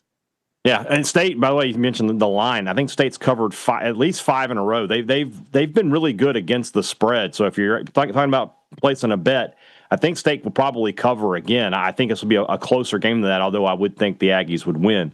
For State to win this game, they have to just play cleaner than they did a week ago. You know, they were in the game and they had a great chance to win, but when you turn the ball over twice, that turned directly into points. When you have 5 or 6 penalties, when you have a couple of missed blocks that turn into sacks, you've got to clean those things up when you play more talented teams. If you're going to pull off an upset, limiting your mistakes is the number one thing. So that's what State's got to do. They've got to play cleaner than they really have all season. They've been a very heavily penalized team. They've had some turnovers here and there. Shapen's got to protect the ball, but they've got to protect Shapen as well. If State plays a completely clean game and can limit their mistakes, they have a great chance to be in this all the way. It's funny that you analyze State that way when we've sat here for the last hour and a half, hour 40 minutes on this program talking about if A&M can just clean up the penalties and clean it up. The Aggies come in ranked 133rd in penalties. Mississippi State at 132 in the country. But, you know, another talking point. Our schools have so much in common, right? I mean, it's just the maroon, the dog mascot, everything. So. Well, the SEC, it's been a talking point for us this morning. 10 teams at 100 or greater in total penalties this year. The conference is kind of cannibalizing itself here. It just means more flags. Yeah, so we might be in for a long night on Saturday just from a sit down and watch perspective. But On the flip side, so you gave us a pathway for Mississippi State to be successful. Where could it go wrong? I can go wrong in just that way. You know, if State turns the ball over, A&M is certainly good enough to capitalize and put points on the board. And then on the other side of that, you know, State's cornerbacks have been a big surprise this year. I thought they were going to be the weakest part of the team. They've been pretty good. But last week against Tennessee with that receiving core, they gave up some big plays. And now you're going to face Mario Craver, who's, you know, got to have a little itch to get back at his old team, and then Casey Concepcion. Those are explosive guys. If Marcel Reed has time and he can find those guys down the field, I think A&M can hit big plays. State's a big play team too, and I felt last week that was going to be a game with a lot of big plays, and it was.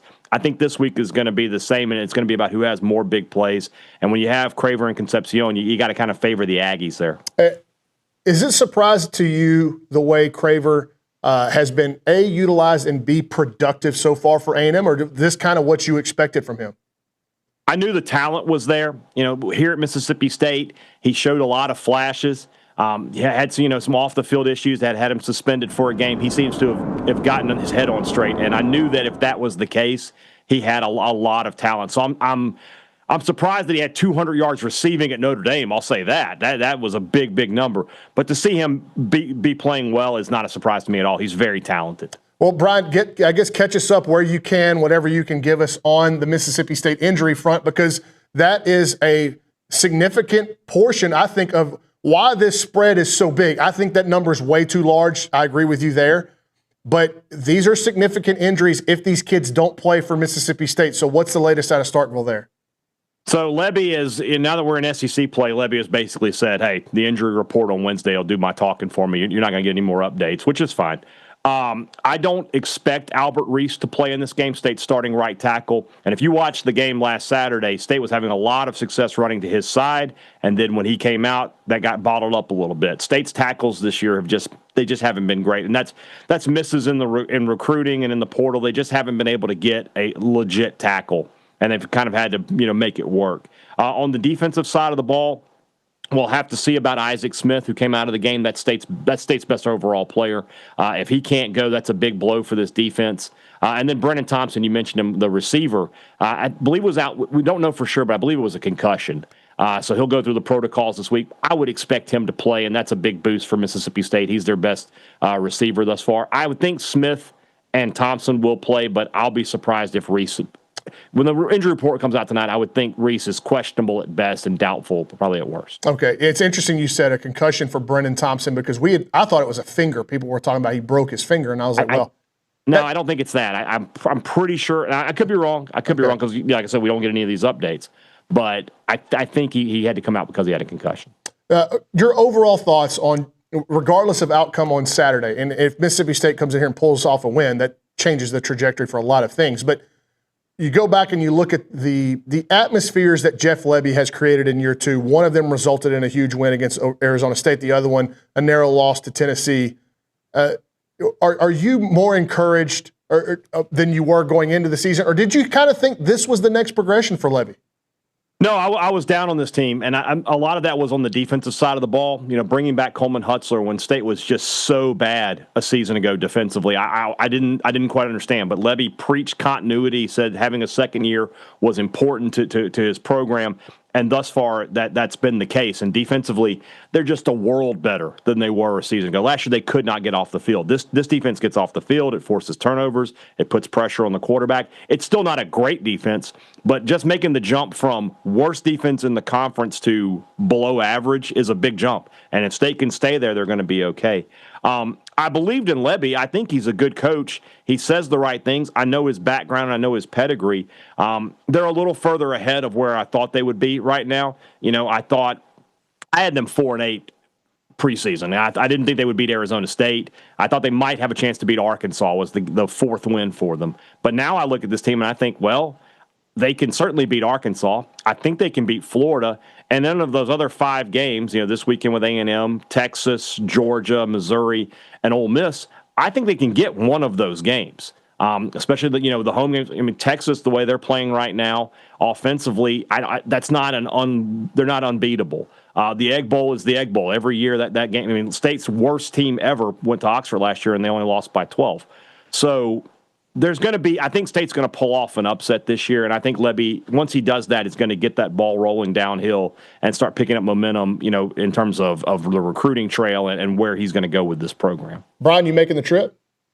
I am not making the trip. I've only been to College Station once. It's a great town. I had a great time, but this is not for me. I'll be cooking out. I'll be watching football all day. I've been looking forward to that for about the past 4 weeks. Yeah. 4 straight home games, man. I haven't been able a chance to get on the grill. Yeah. Well, enjoy your time off. When you do make your return to College Station, put everything on Nuno's tab. Got it? Yeah, I'll absolutely do that. 100%. Brian Hadad, Mississippi State Insider, joining the program. Thanks again, man. Thanks, man. All right, we come back. We will go around Aggieland with Kaylee Dryer as we close the 9 o'clock hour. We're rolling right along on Wednesday morning. TexAgs presented by David Gardner's Jewelers.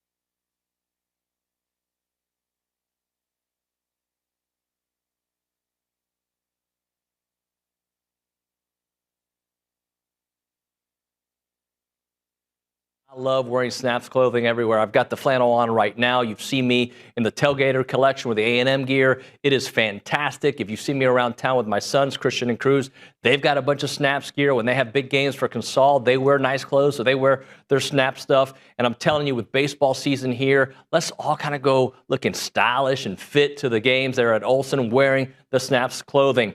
As a reminder, they are the only official licensed Texas A&M Pearl Snaps maker out there. Their Tailgater collection is built for game day with breathable, moisture-wicking fabrics to keep you comfortable while you rep your Aggies in style. Now, whether you're watching the game from home or maybe you're in attendance, you're tailgating, whatever it may be, you got to make sure you head to snapsclothing.com to see everything they have to offer. It is fashionable, it is awesome, and you're going to love it.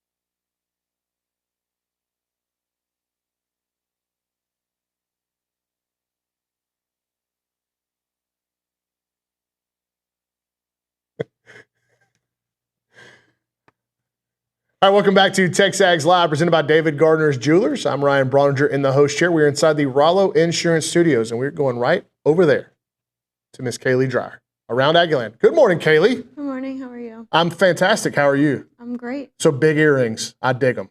Very good. Thank you. That was. Bought those for you.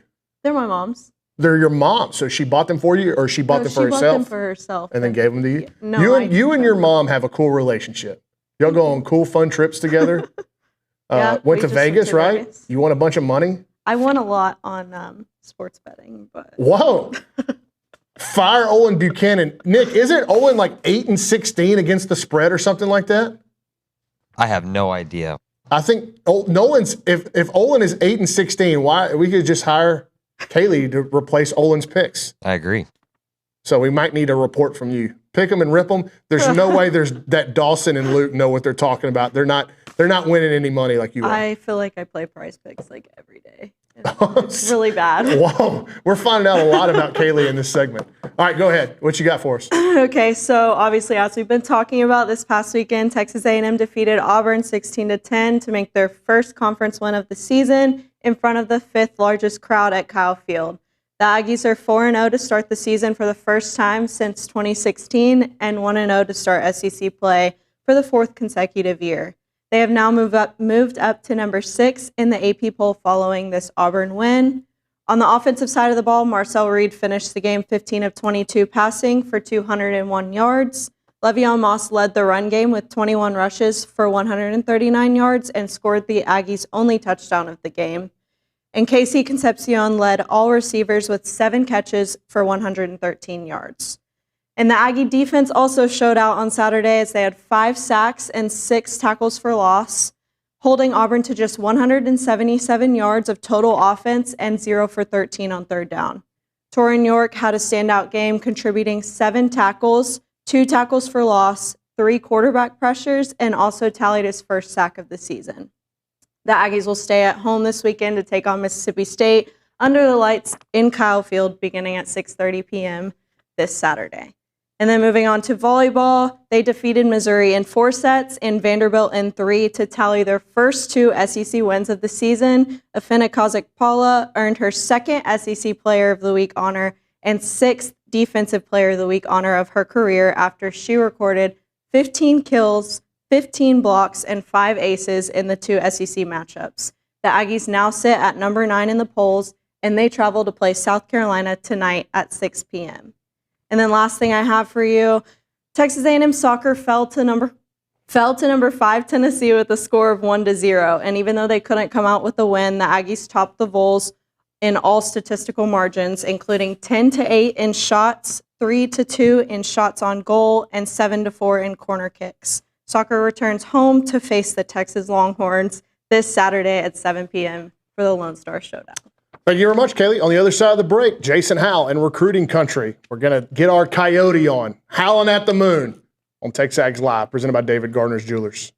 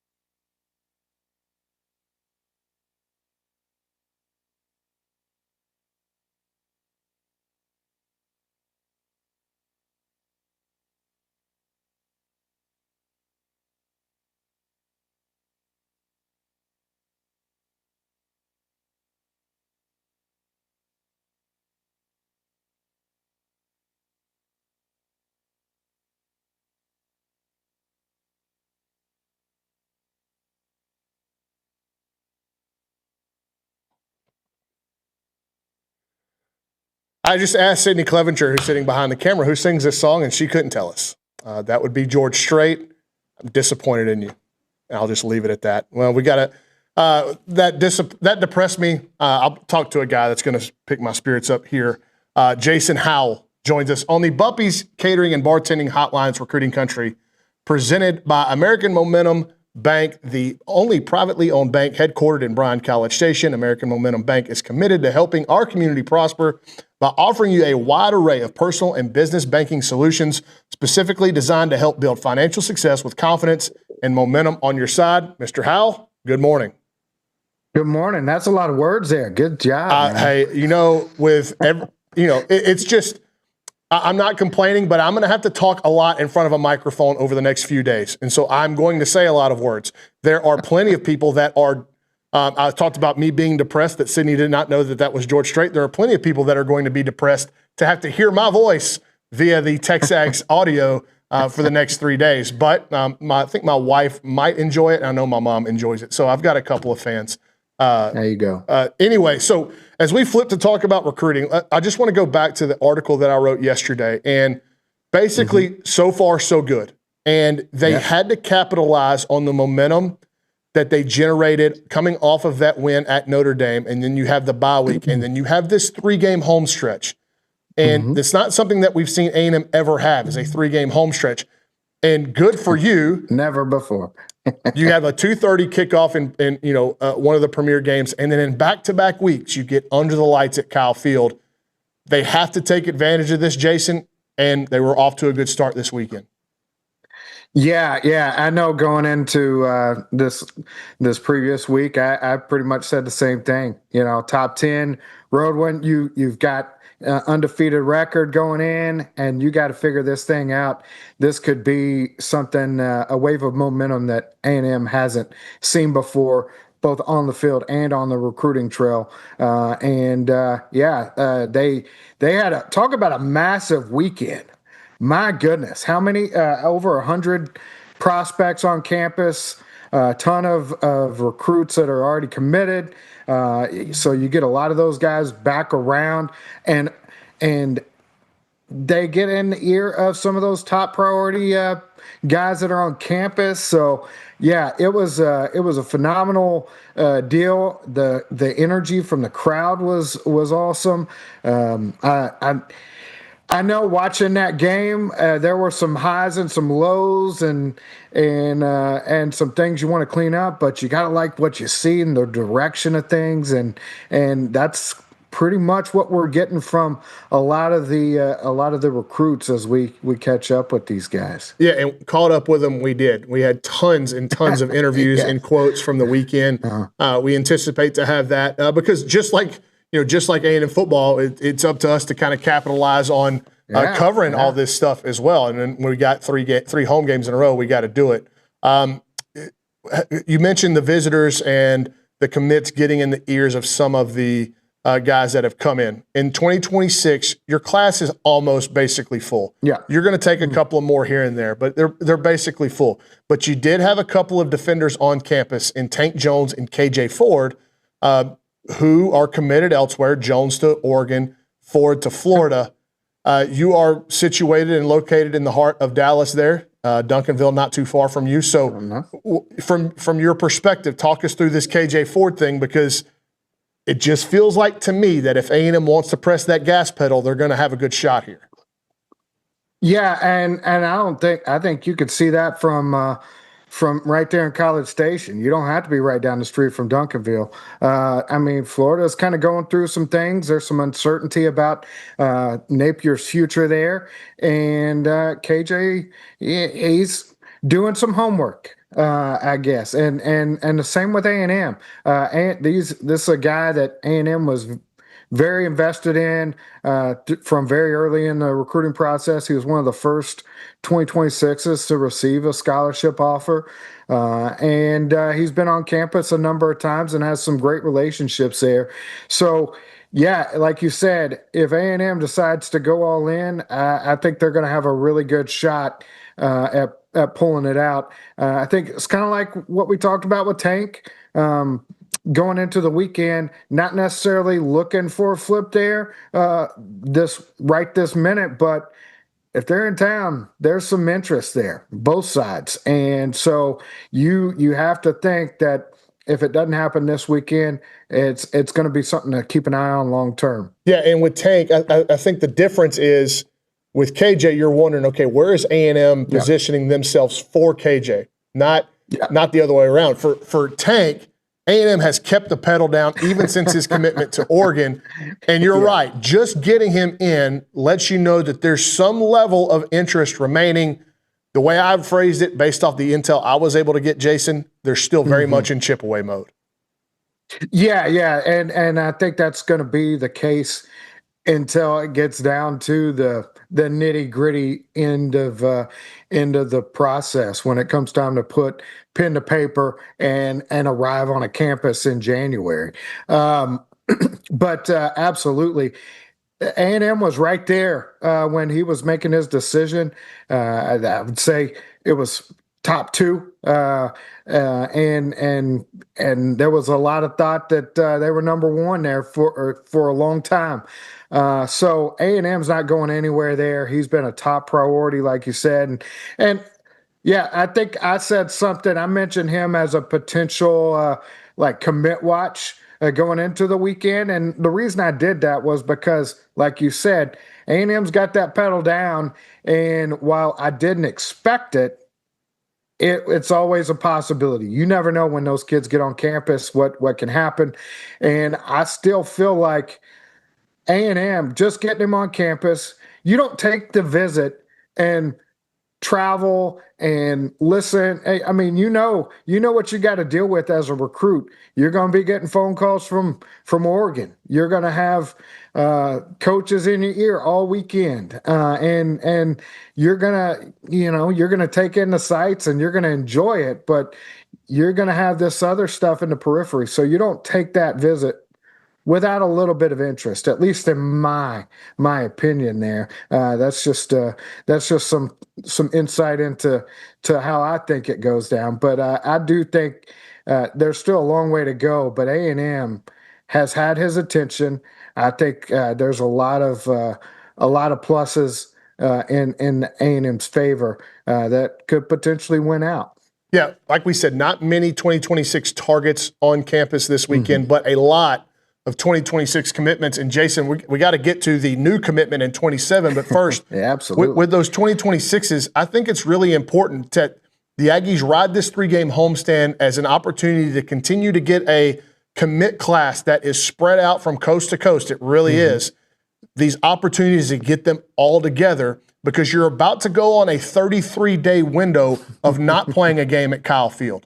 And there's going to be opportunities for these kids to go visit other programs, and you want to build that bond and those relationships within the group and within the city of College Station, the comfortability factor. So I think these weekends, like the commit list, whenever we put the visitors on the site, I think it kind of gets glossed over of the commits that are coming because you just assume commits come to A&M home games. But I think for this class, it's really important that they get these their verbal pledges in town for these next 2 weekends following the Auburn weekend. Especially, like you said, the out-of-state guys. I know Bryce Perry-Wright's going to be back in town, not just this weekend, but the next weekend. Jace Johnson is coming back for this weekend. Hakeem Frampton, the newest commitment, he's coming in this weekend for the second week in a row. You're going to have a lot of these guys come back time and time again, and especially, like you said, for the out-of-state guys, getting them back on campus, getting them around each other, and these guys are communicating with each other through different social medias and texts and whatnot, but getting them together in person, seeing each other, getting their families around each other, building those bonds is it can't be said enough how important that stuff is. And also, I mean, like we talk about riding this wave of momentum, and you got that period where you do have some a period where you're not going to see these guys for a while. It's important to give them plenty of reason not to want to take those visits.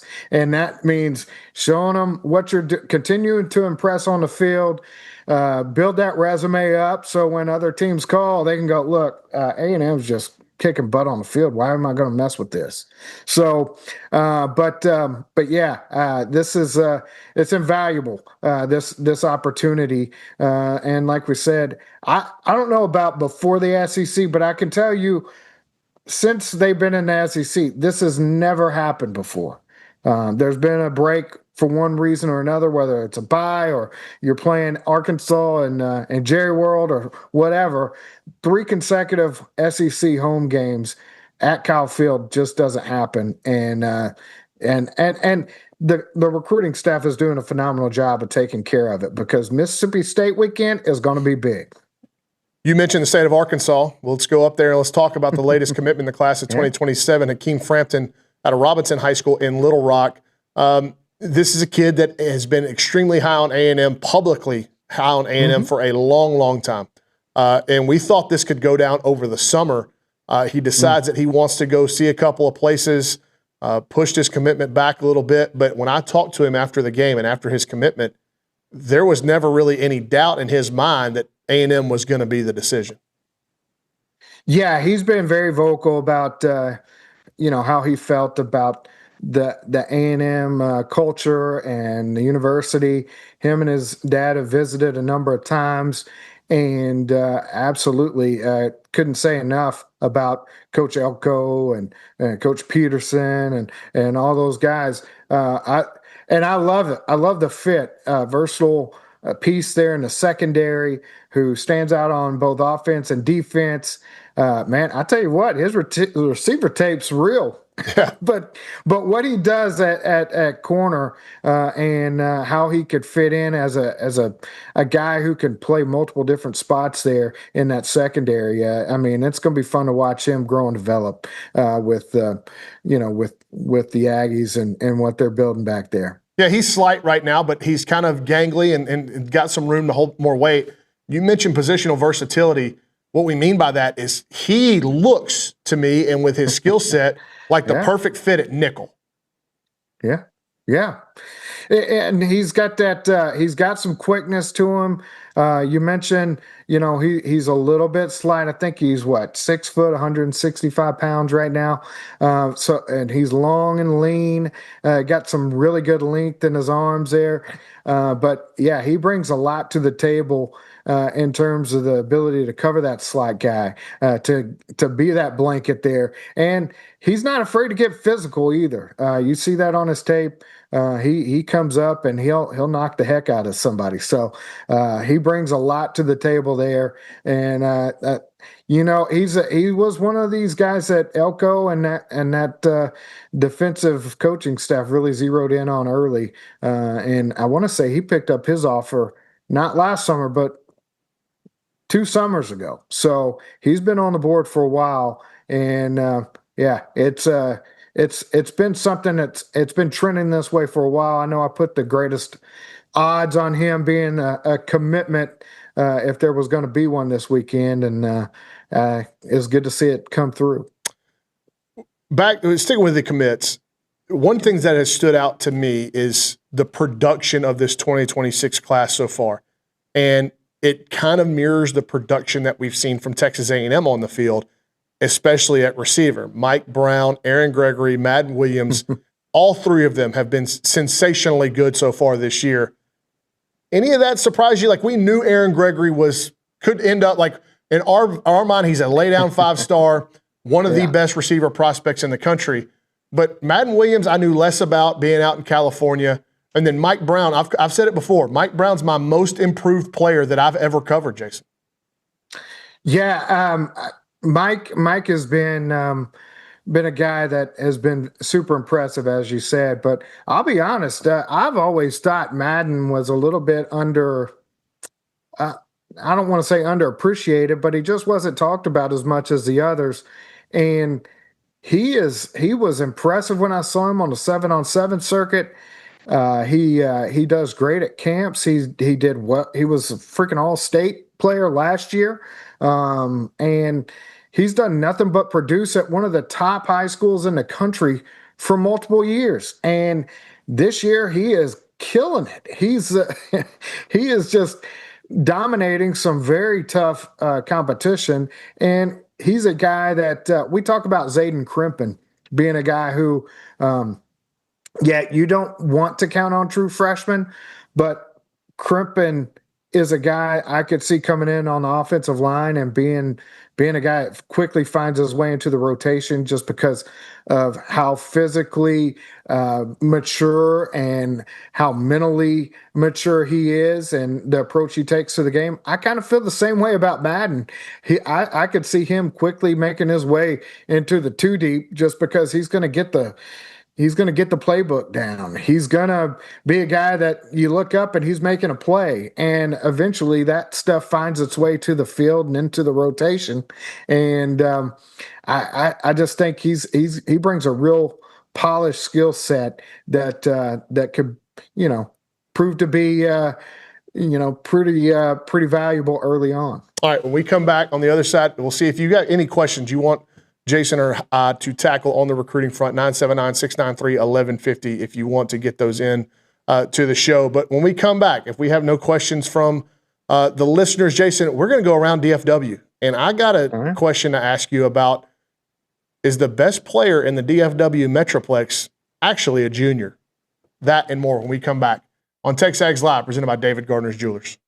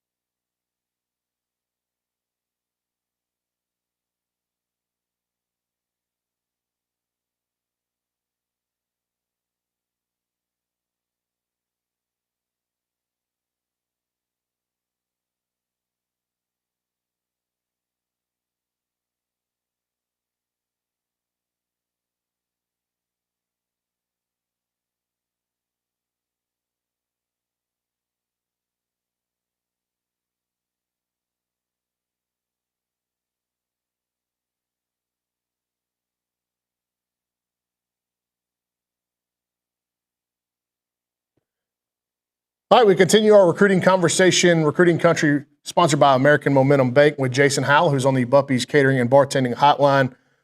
We mentioned the vast amount of updates we put out over the course of the last few days on the heels of the A&M win over Auburn.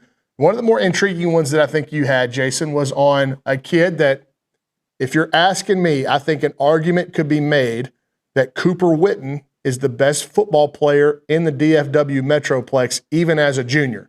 There are plenty of other really good players that could, you could convince me otherwise, but I would put Cooper Witten in that discussion. You had a good update on him. Where do the Aggies sit with one of the best defensive prospects in America in the 27 class?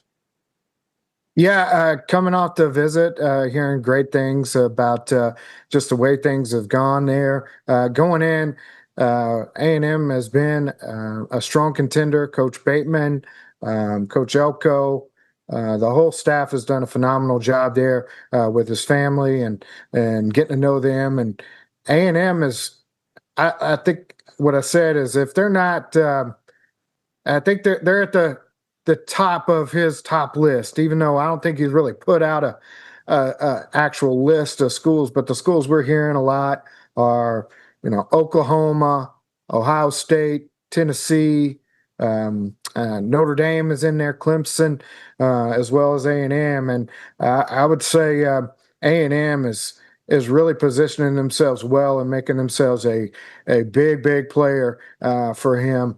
But yeah, he was able to spend some time with the coaches. They were able to spend some time around some of the other commitments, and everything I'm hearing is that the Aggies continue to do a phenomenal job there and draw his attention. So I look for that to continue, and A&M to be a major player in his decision. Now, when it comes to him and his decision timeline, Cooper has been a very measured guy.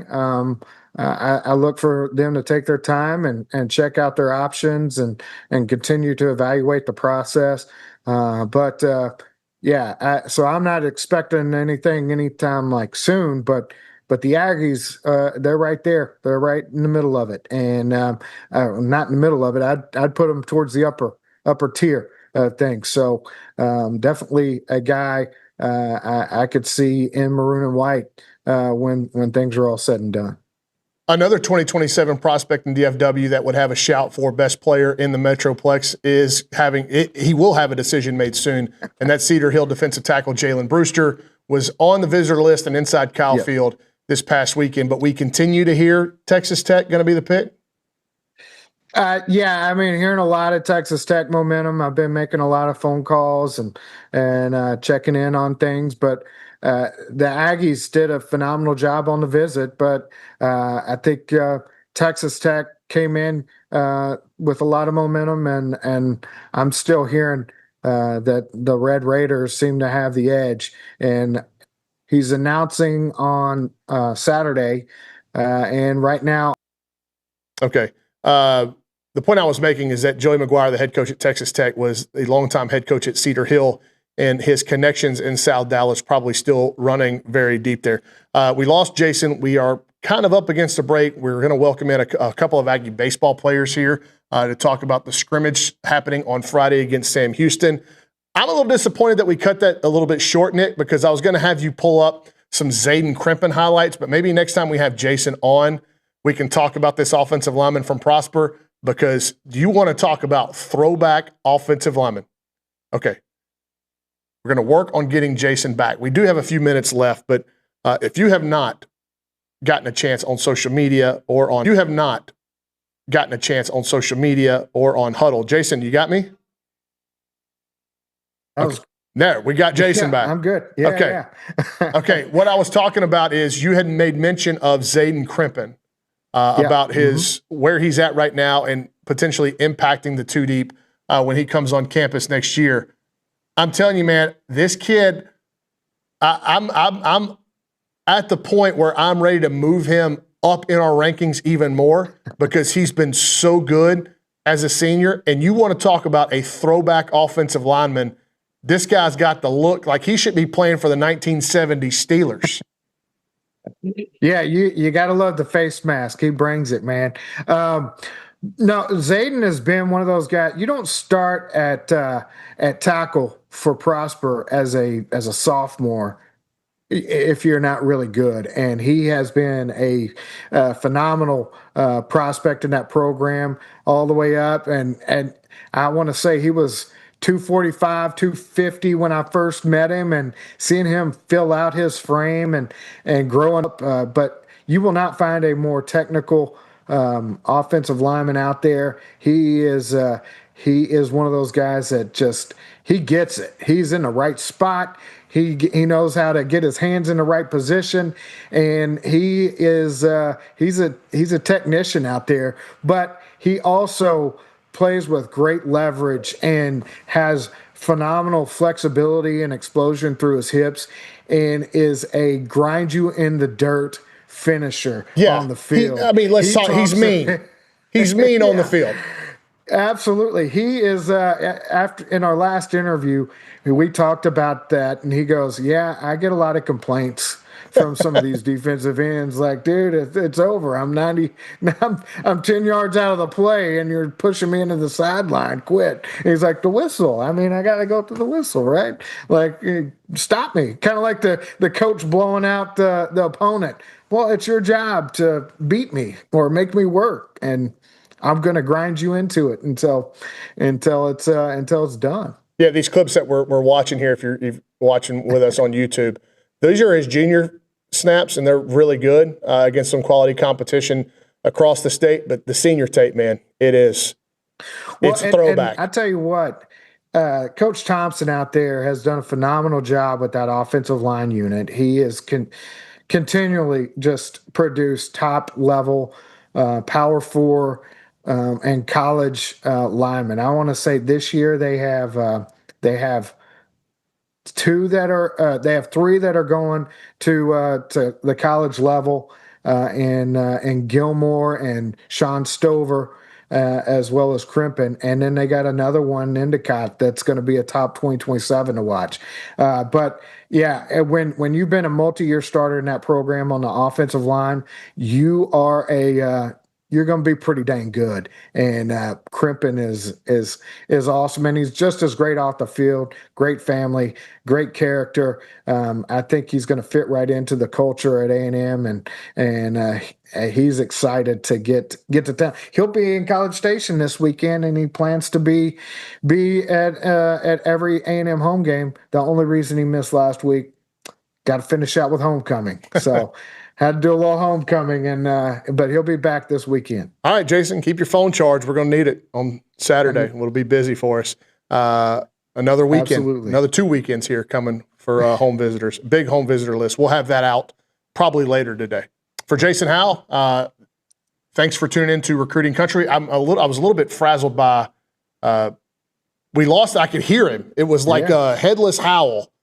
I could hear you, but I'm okay. We're back. I could see you. You were frozen, man. I was like, you're like this. Uh-oh.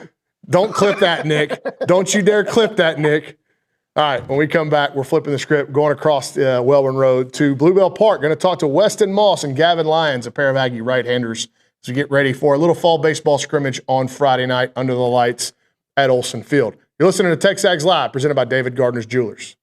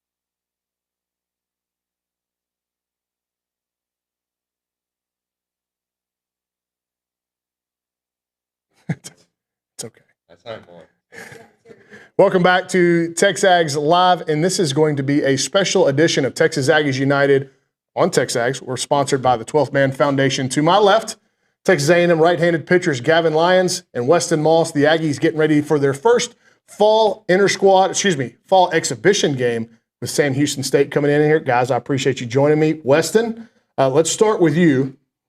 Year 3 and coming back as one of the leaders of the pitching staff.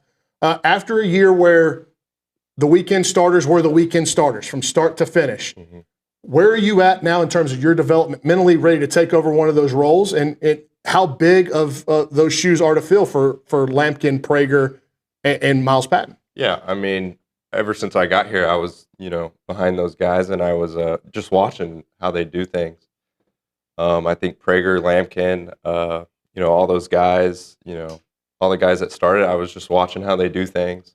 And I think I can build on that, and I can do good just like they did. And yeah. What's the next step for Weston Moss in terms of stuff? Dominant fastball.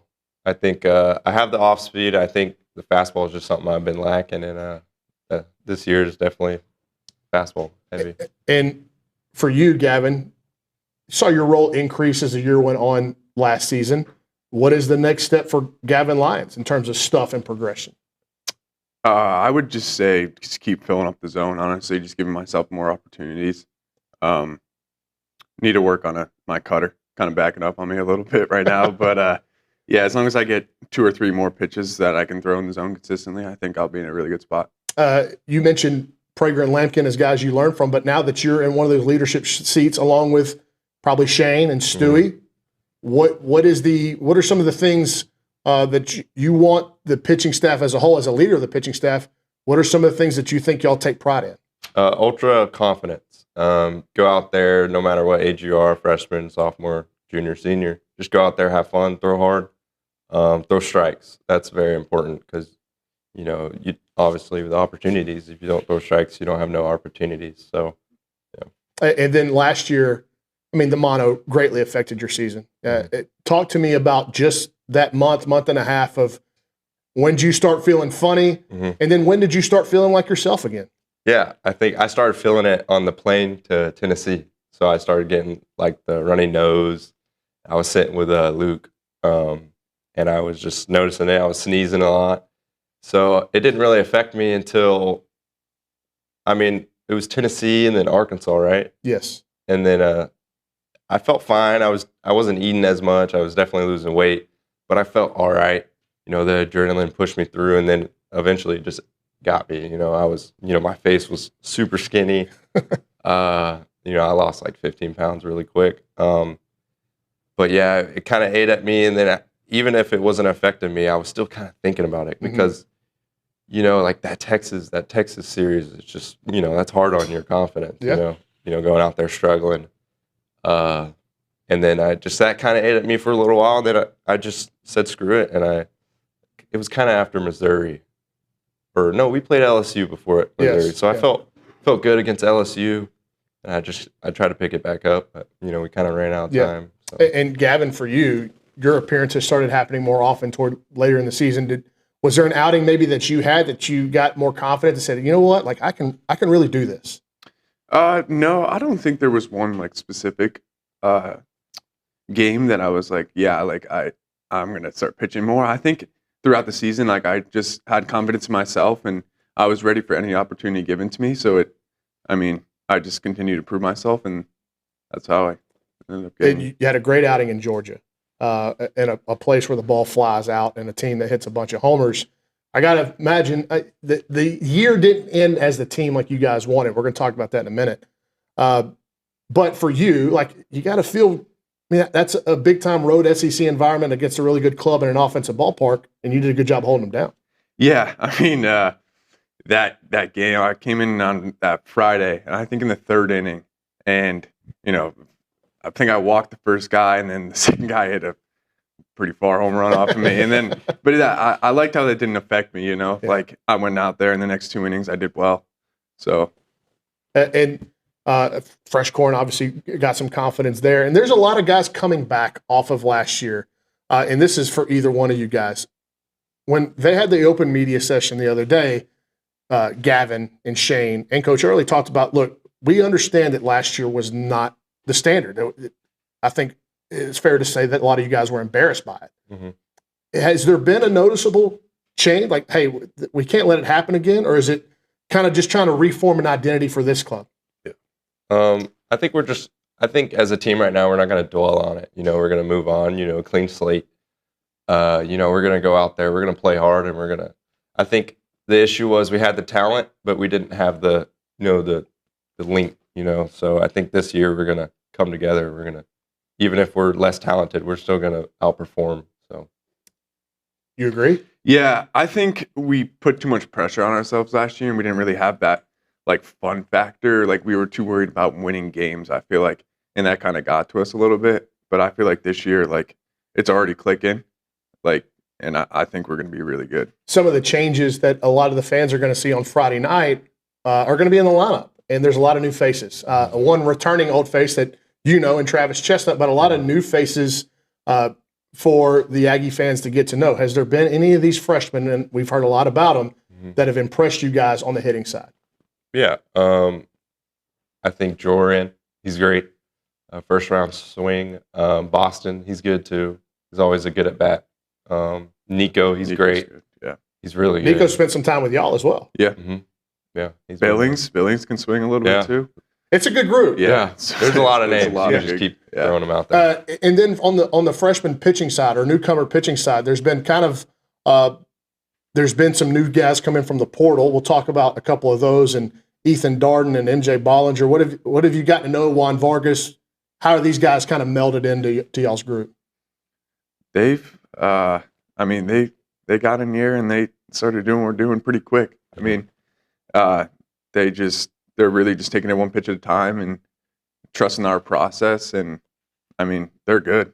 They're good. They bought in really quick. Yeah. They're fun to be around. Yeah. And they're good teammates. So, and then those freshmen stand out. I know Hunter Vincent's pretty good. Yeah, he's very good. There's some guys that aren't throwing right now, but from what I've seen, they fill up the zone.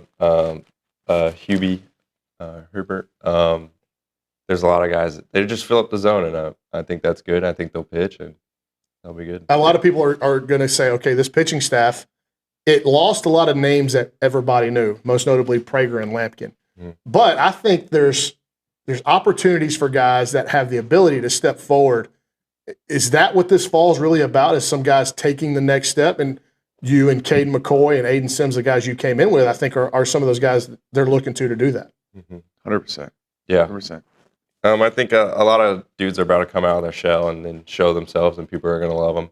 I know Sims, he's great. He's gonna do great. Yeah. I think there's a lot of guys like that are just on edge, that are about to just blow up. So I'm excited to see. Anticipating you getting the start. Nothing official, Coach Early. We're not announcing anything, but anticipate you getting the start on Friday night.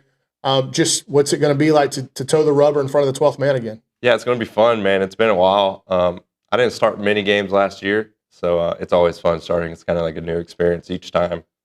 I'm excited to pitch against other people. That's fun, seeing a different jersey.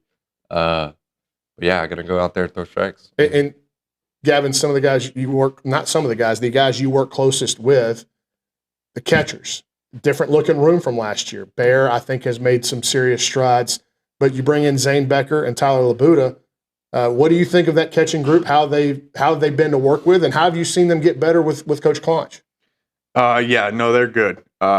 Zane's got an arm on him. I mean, we've seen it a couple times already in the fall. Like, he's thrown some people out. They're good. They're good. I don't really have much to say about them. They're good. But I would imagine Bear's going to run out there with you. How much did you see Bear get better last year just throwing to it? Yeah, Bear's great. You can tell he's kind of he's moving well. He's getting quicker. Throw downs to second are getting better. He's a good blocker. So I mean he just stays who he is. I think he's gonna be fine. It's gonna be fun. And then a lineup that, when healthy, is going to have Caden Sorrell, Gavin Grahovic, Chris Akopian in it. Mm-hmm. You guys haven't had to face it full strength yet, with Chris being kind of on the mend, but how much do you look forward to those opportunities to throw against guys? Like if both of you guys want to pitch professionally, you got to go get the pro hitters out. Mm-hmm. Yeah. I mean, they're first rounders, and seeing that on practice against some first rounders, pitching to first rounders. I mean, that's great practice because, I mean, you're gonna see guys that are good like that, but it's nice seeing that in your home field during practice. And then have any of you or either of you seen the impact of Coach Pennington yet? He's a kind of known as a base running guru. Have the hitters tried to put a little bit more pressure on y'all in games? Yeah, they're doing some wacky stuff right now on the bases. Yeah, they're running bases. People you don't think are going to steal third. So I think their timing on the pitchers, it's all from Cliff, I think. But yeah, they're running bases good, I guess. Well, I appreciate you guys stopping in, doing this live spot. To be fair, a look behind the curtain, I didn't prep these guys that they were going to be on live radio. They thought they were going to be a normal sit-down interview, but because we have so many moving pieces here today, they graciously enough came in early. Good luck on Friday. We're looking forward to seeing you guys on the field and then continuing on in the spring. Yep. Thank you, sir. That's Thank you. Gavin Lyons and Weston Moss of Aggie Baseball, a Texas Aggies United interview here on TexAgs Live. We are presented by David Gardner's Jewelers. We'll close the show on the other side of the break, give away some pizza.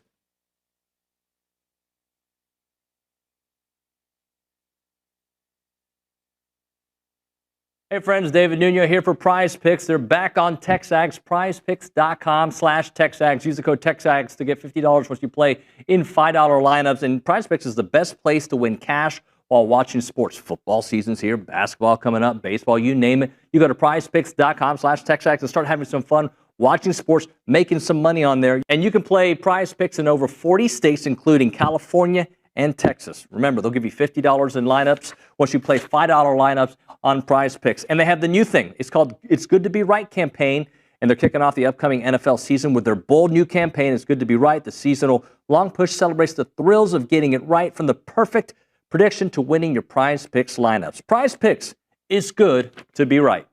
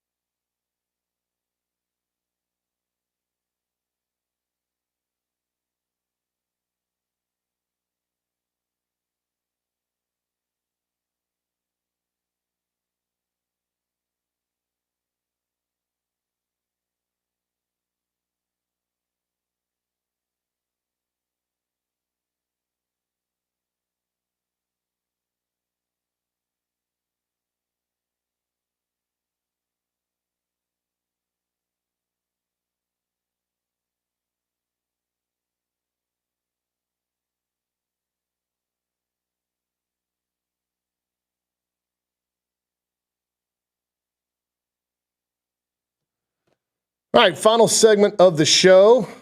And as usual, I have screwed something up. I forgot to remind you that this segment is brought to you by Double Dave's, and we're going to give away some pizza. Caller number 12, 979-693-1150. Caller number 12, we'll hook you up with your choice of a dozen pepperoni rolls or a large one-topping pizza from Double Dave, serving Aggieland since 1984. Your favorite pizza and world-famous pepperoni rolls with reliable in-house delivery, bringing piping hot goodness straight to your door. Just click doubledaves.com, and your favorites are on the way. Caden Schwartner, do you have anything for me to close the show today? We had some haters.